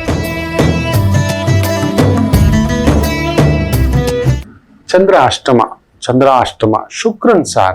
ಶುಕ್ರ ವಿಶೇಷವಾಗಿ ನಿಮಗೆ ಗುರುಸಾರದಲ್ಲಿದ್ದು ಗುರು ಅಷ್ಟಮದಲ್ಲಿರೋದ್ರಿಂದ ಸ್ವಲ್ಪ ಹಣಕಾಸು ಕೊಡೋದು, ತಗೊಳ್ಳೋದು, ಮಕ್ಕಳು, ಮನೆ, ಕುಟುಂಬ ಈ ವಿಚಾರದಲ್ಲಿ ಕೆಲವೊಂದು ಒದ್ದಾಟ, ತೊಳಲಾಟಗಳಿದ್ದರೂ ನಿಭಾಯಿಸ್ಕೊಳ್ತಕ್ಕಂಥದ್ದು. ಯಾಕಂದ್ರೆ ಶುಕ್ರ ಖರ್ಚು ಕೊಡ್ತಾನೆ ಅಷ್ಟೇ. ದೂರದ ಒಂದು ಪ್ರಯಾಣದ್ದು, ದೂರದ ಕೆಲಸದ್ದು, ದೂರದ ವ್ಯವಹಾರದ್ದು ಒಂದು ಸಣ್ಣ ಪುಟ್ಟ ಖರ್ಚು ವೆಚ್ಚಗಳು ಬರ್ತಕ್ಕಂಥದ್ದಾದ್ರೂ ಒಳ್ಳೇದಕ್ಕೆ ಇರುತ್ತೆ, ಮನೆಗೋಸ್ಕರ, ಮಕ್ಕಳಿಗೋಸ್ಕರ, ಅಭಿವೃದ್ಧಿಗೋಸ್ಕರ.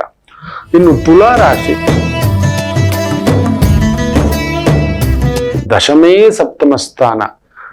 ಈ ಬಟ್ಟೆಗಳಿಗೆ ಸಂಬಂಧಪಟ್ಟಂತದ್ದೇ, ಗಾರ್ಮೆಂಟ್ಸ್ಗೆ ಸಂಬಂಧಪಟ್ಟಂತದ್ದೇ, ವ್ಯವಹಾರ, ಉದ್ಯೋಗ ತೊಡಗಿಸ್ಕೊಂಡಿದ್ರೆ tailoring, knitting, designing, makeup, beauty parlour ಇದಕ್ಕೆ ಸಂಬಂಧಪಟ್ಟಂತ ವೃತ್ತಿ, ಉದ್ಯೋಗ ಮಾಡ್ತಿರ್ತಕ್ಕಂಥವರಿಗೆ ವಿಶೇಷ ಅಭಿವೃದ್ಧಿ ನೋಡತಕ್ಕಂಥ ಒಂದು ದಿನ. ಸುಖ ಪ್ರಾಪ್ತಿ, ಆನಂದ ಪ್ರಾಪ್ತಿ, ಕುಟುಂಬದಲ್ಲಿ ಅನುಬಂಧ ಪ್ರಾಪ್ತಿ, ಪ್ರೀತಿಸುತ್ತಿರತಕ್ಕಂಥವ್ರಿಗೆ ಇವತ್ತು ಒಳ್ಳೆ ಶುಭ ಸುದ್ದಿ, ಒಳ್ಳೆ ರಾಧಾಕೃಷ್ಣರ ತರ ಒಂದು ಅನುರಾಗ ಭರಿತವಾದಂಥ ಜೀವನ. ವೃಶ್ಚಿಕ ರಾಶಿಗೆ ಚಂದ್ರ ಶುಕ್ರನ್ ಸಾರ. ಶುಕ್ರ 12ನೇ ಮನೆಯಲ್ಲಿರೋದ್ರಿಂದ ಒಂಚೂರು ತಳಮಳ, ಖರ್ಚು ವೆಚ್ಚ, ಆಕಸ್ಮಿಕ ಖರ್ಚುಗಳು, ಆಕಸ್ಮಿಕ ವೆಚ್ಚಗಳು, ಅನ್ಎಕ್ಸ್ಪೆಕ್ಟೆಡ್ ಕೆಲವೊಂದು ಗೊಂದಲಗಳು, ಸ್ತ್ರೀಯರಿಗೆ ಸಂಬಂಧಿತ ವಿಚಾರಗಳಲ್ಲಿ, ಮಕ್ಕಳಿಗೆ ಸಂಬಂಧಿತ ವಿಚಾರಗಳಲ್ಲಿ, ದೂರದ ವ್ಯವಹಾರಗಳಲ್ಲಿ, ಬರಬೇಕಾದ ಲಾಭ ಲೆಕ್ಕಾಚಾರಗಳಲ್ಲಿ ಅಲ್ಲೆಲ್ಲೋ ಒಂದು ಸಣ್ಣ ತೊಳಲಾಟ, ಒದ್ದಾಟ ಆಗ್ತಿರ್ತಕ್ಕಂಥದ್ದು ಉಂಟು, ಅದು ಆಗ್ತದೆ. ಸೊ ವೃಶ್ಚಿಕ ರಾಶಿಗೆ ಅದೊಂದಷ್ಟೇ, ಇನ್ನೇನು ತೊಂದರೆಗಳಿಲ್ಲ. ವಿಜಯ ಮಸ್ತು. ದೈವ ದರ್ಶನ, ವಿಷ್ಣು ದರ್ಶನ, ಗೋವಿಂದ ದರ್ಶನ ಇವೆಲ್ಲವನ್ನು ಪಡೆಯತಕ್ಕಂಥ ದಿನ. ಇನ್ನು ವಿಶೇಷವಾಗಿ ಧನುಸು ರಾಶಿ, ಪುಣ್ಯ ಸ್ಥಾನದಲ್ಲಿ ಅಷ್ಟಮಾಧಿಪತಿ ಇರೋದ್ರಿಂದ ಮಕ್ಕಳು, ಹೆಸರು, ಕೀರ್ತಿ, ಓಡಾಟ, ಮಕ್ಕಳಿಂದ ಅಭಿವೃದ್ಧಿ, ಮಕ್ಕಳಿಂದ ಲಾಭ, ಮಕ್ಕಳಿಂದ ಇನ್ಕಮ್ಮು, ಈ ತರದ ಒಂದು ಭಾವದಿಂದ ಏನಾದ್ರು ಪ್ಲಾನ್ ಮಾಡಿದ್ರೆ ಒದ್ದಾಡಿ ಬಿಡ್ತೀರಿ. ನೋಡಿ, ಮೊನ್ನೆ ಒಂದು ಜಾತಕ, ಮಗನ ಮಾತು ಕೇಳಿ 80 ಲಕ್ಷ ಲೋನ್ ತೆಗೆದು ಮೆಡಿಕಲ್ಗೆ ಹಾಕ್ಬಿಟ್ಟಿದ್ದಾರೆ. ಸಬ್ಜೆಕ್ಟ್ಗಳೆಲ್ಲ ಕೂತು ಬಿಟ್ಟಿದ್ದೆ, ಬೆಂಗಾಗಿ ದಂಗಾಗಿ ಗಾಬರಿ ಪಟ್ಟು ಬಂದ್ಬಿಟ್ಟಿದ್ದಾರೆ. ನಿಮ್ ಮಗನ್ಗೆ ಇಲ್ವಲ್ಲ ಸರ್, ತೊಂದರೆ ಇತ್ತಲ್ಲ ಸರ್, ಮಾಡೋಕ್ ಮೊದ್ಲು ಬಂದ್ ಕೇಳಿದ್ರ 80 ಲಕ್ಷ ಅವರಿಗೆ ಶಕ್ತಿಗೆ ಮೀರಿದಂತ ಲೋನು, ಅದರಲ್ಲೂ ಕಾಲೇಜಲ್ಲಿ ಬೇರೆ ಬಾಂಡ್ ಅಂತೆ.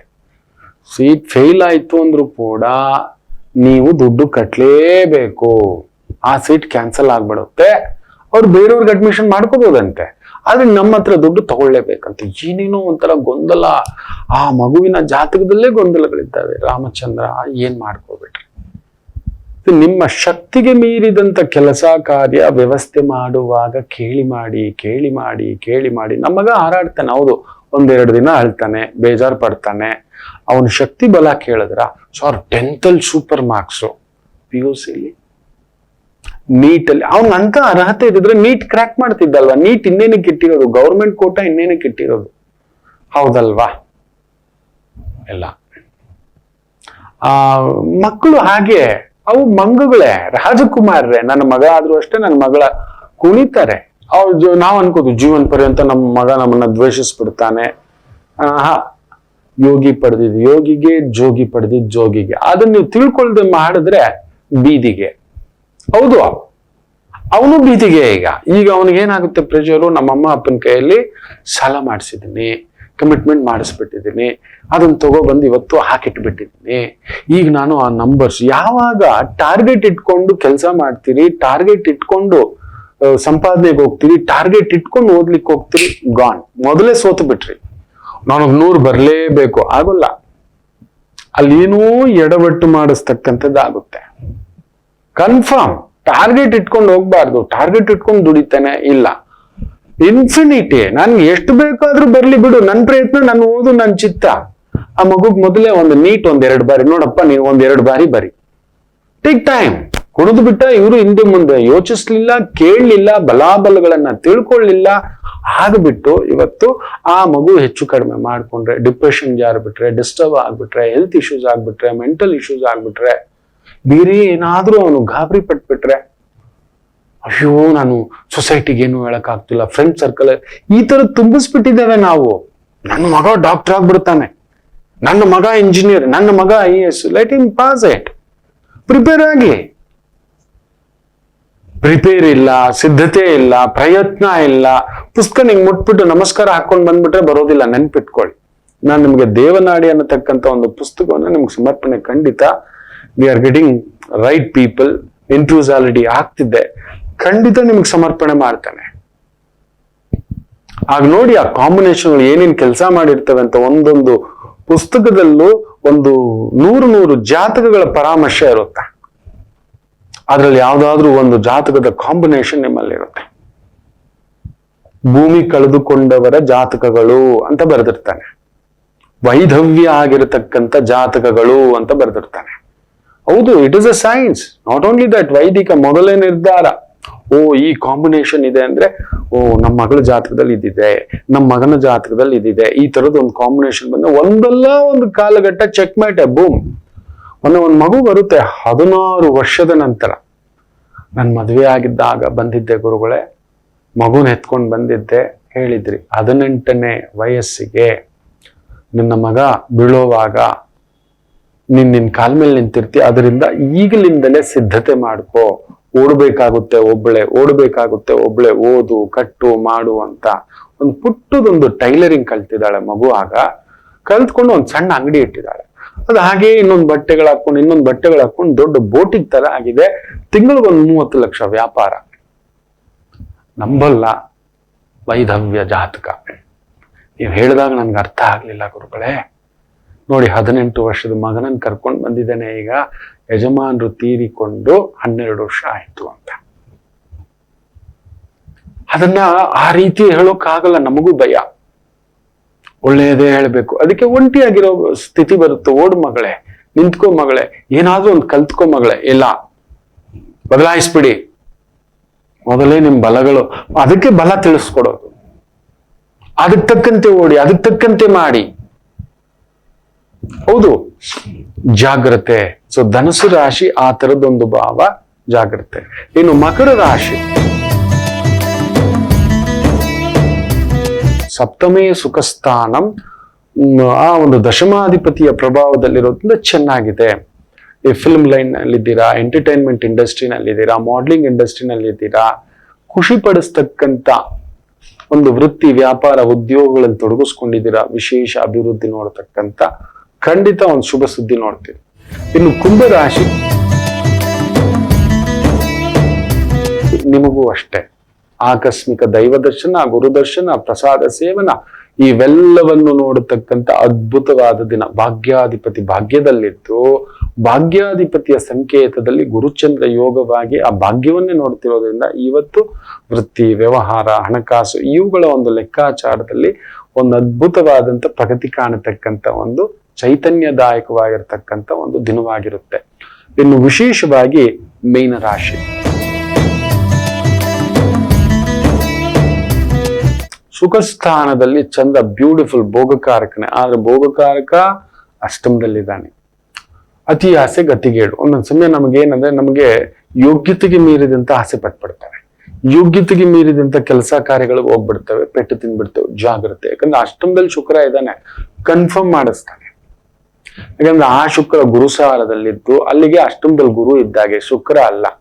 ಏನೋ ಎಡವಟ್ಟು, ಒಂದು ಗುರುದ್ರೋಹವೋ, ನಂಬಿಸಿ ಮೋಸವೋ ಬಳಸ್ಕೊಂಡಿರೋದು ಒಂದು ನಿಮ್ಮನ್ನಾಗಲಿ ಇಲ್ಲ ಬೇರೆಯವರಾಗಲಿ, ಈ ತರದೊಂದು ತೊಳಲಾಟ ಉಂಟು. ಹುಷಾರಾಗಿ ನೋಡ್ಕೊಂಡು ಹೆಜ್ಜೆ ಇಡ್ತಕ್ಕಂಥದ್ದು ಮಾಡಿ. ಅತಿಯಾದರೆ ಅಮೃತವು ವಿಷ. ಅತಿ ಒಳ್ಳೆತನವೂ ಕೆಟ್ಟದ್ದು, ಅತಿ ಕೆಟ್ಟತನವೂ ಕೆಟ್ಟದ್ದು. ಜಾಗ್ರತೆ.